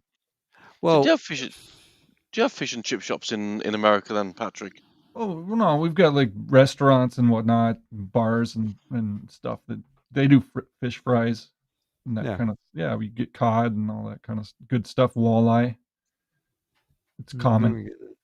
Walleye? Never heard of that. It's a type of fish. It's really good. Yeah, but Aunt Sally said I think they used to use the telephone directory as bog roll. Yeah, you wipe your ass on someone you don't like, can't you? Yeah. Although it was never as bad as the bog rolls they used to put on the trains. It was like they were a brown sheet. It was like tracing paper, wouldn't you? Remember that? You'd spend 3 hours on the bog just trying to wipe your ass. It didn't let you do it. It was just crap. Sorry about that. Oh, Mark Anthony said, I think you're thinking, that's right, Southwold. Thanks, mate. Another excellent prompt there. So Mark Anthony and Patrick, fantastic prompts. Thank you very much. I won't tell you one about when I was at school with the toilet paper. I said it so many times. I think people must be bored with it. Have you heard the one about the toilet paper when I was a kid? Well, when I was at school, you were not allowed out of the classroom.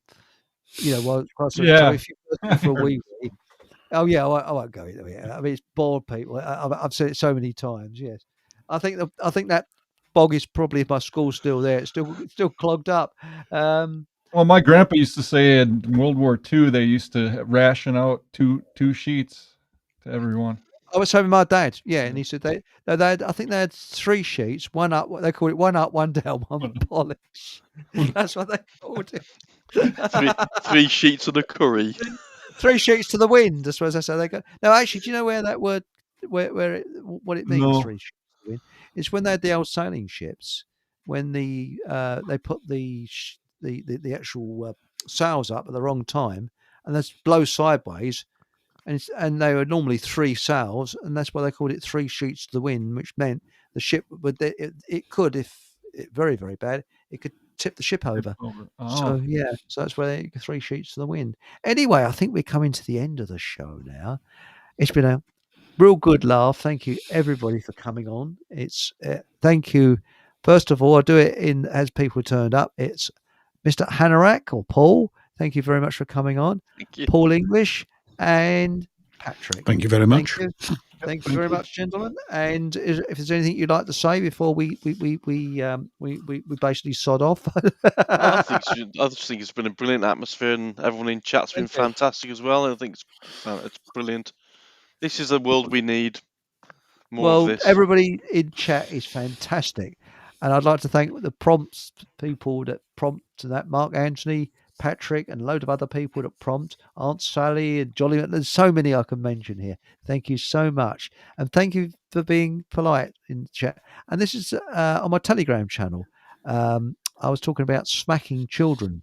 Yeah, a couple of weeks ago. I've got to answer that. Somebody's actually said something about didn't like my answer because I believe in smacking children, and the person doesn't. But what I like is people disagree politely, and I think this is what we need more of. Instead of this taking it personally, I think you're horrible because you're saying this. No. Let's just disagree politely. And I think it makes the world a better place and we all learn something. I could be totally wrong. So thank you, everybody, for disagreeing politely sometimes. Next Sunday, we have the Bowler Hat Farmer coming back, and he's going to show toxic vegetables. Is he going to talk about the government? And then we got some geezer called Survival Steve. Who the bleed hell's he? And he's booked for 2 days. Then we got the Corporate Yogi coming on. And then John Starkey is coming on. So, and Ben Emlyn Jones. So they're all coming up. And I haven't heard anything from David Icke's son yet. So Gareth. So, but you never know. He might get a response from him. So there it is. Thank you very, very much. Very nice. Anyway, thank you, everybody. And remember, whatever happens. Oh, by the way, Thursday, you got your show coming up, Paul. We forgot to plug that, didn't we? We'll have a show Thursday. Yeah, we'll have a show Thursday. Got a few ideas for Thursday. It's just you, I guess, and a few others. I don't know. I don't know right now. It's okay, but we'll have a good Thursday. It's always fun. It's always good on Thursdays. Don't mind it. It's always jolly good. So you can join us on Thursday. Please do. Eric will be here. Paul might even be here. He's been trying to come for the last 3 weeks. We might have somebody else. I don't know. But it worked really well last week with just a few voices around the mic. And I'm going to keep it similar to that this coming week. So we'll do a few things like that. And I'm just working on a few articles and a 45-minute address to the nation, which should go into the show. And what about the That's political a joke, party? by the way. But what about the political party that could never be elected? I think that would I'm be... working away on a few things. You had a few ideas, didn't you? And I think everything's gonna stay as per till the end of this year. But I'm trying to think about changes for January at some point, which could change a few things or additions. Because I want a change. A change is as good as a rest to a man with a blind horse and all that kind of stuff. Yes. So there are a few things I'm just noodling on and trying to plan some out. And I'm trying to see if I can. I'm actually using December as a kind of sort of prototype month to see if I can actually pull certain things off and maintain standards. Because I wouldn't mind doing a daily. I'm serious. So that's 5 days a week. But it's only if I can get the material. So I'm really looking at how I get all the information in and muster it up and knock it up and make sure that it holds together. If I can't do it, we won't do it. But it would be good because I think we need... Sorry, I didn't mean to talk over you there. No, it's fine. Apology, but I think we need information gatherers to feed us, and we put a slant on it. I think that might be the idea, because you could spend your whole life looking at the internet, looking at all the newspapers and things like that, and getting thoroughly depressed. And I think we need to sort of liven things up, different stories from around the world. I don't think the world needs any more alarming news shows about what's going on. We touch on these things intimately over these 2 and 3 hour shows that we do, don't we? I mean, and you're bound to do that. But I think the overall tone is we've got to keep addressing things that could be seen as constructive, and to, have a good time from time to time and to have a laugh. It is important. And I think really just to blend that up. So there's loads of there's tons of news shows, but I mean, do I listen to them? No, I don't really. And I don't know if anybody else, I mean, obviously from the figures on YouTube, you'd think a lot of people do, but when you look at the organizations behind them, there's huge numbers of people working there. like GB News and this, that, and the other, and these other ones, whether you like them or not, they've got a lot of people working there. And that's how they can gather all this news in. We can't do that. I don't even want to do it. I don't want. That's right. I mean, the thing is, I'd like to push ahead with this Fockham Hall Times. Now, the ones I did on my own. It took a month of Sundays to do it, and of course, as it's satire, I could write something funny, or people could write something funny about Keir Starmer. He might be gone next week and be replaced by someone else. He's history then. So that page will be gone. I mean, who remembers Sunak and people like that? They've gone. That's the thing. Things go stale. So he soon knackered the country, didn't he? Very good. Even that time of night. Yeah. He's even knackering up America now, isn't he, little bastard? So yeah, apparently he's gone there. But no, I think we could. Hang on a minute. What's someone put here? I had a Star Trek phone book to write his backside on. Too many Klingons. Well, I had Star Trek toilet paper. That got all the Klingons out. So there we go. Sorry. Anyway, on that note, thank you very much, everybody. And remember, whatever happens, have a bloody good laugh and join Paul, myself, and guests and that this Thursday at 8 o'clock on Rumble on Paul English Live. And good night.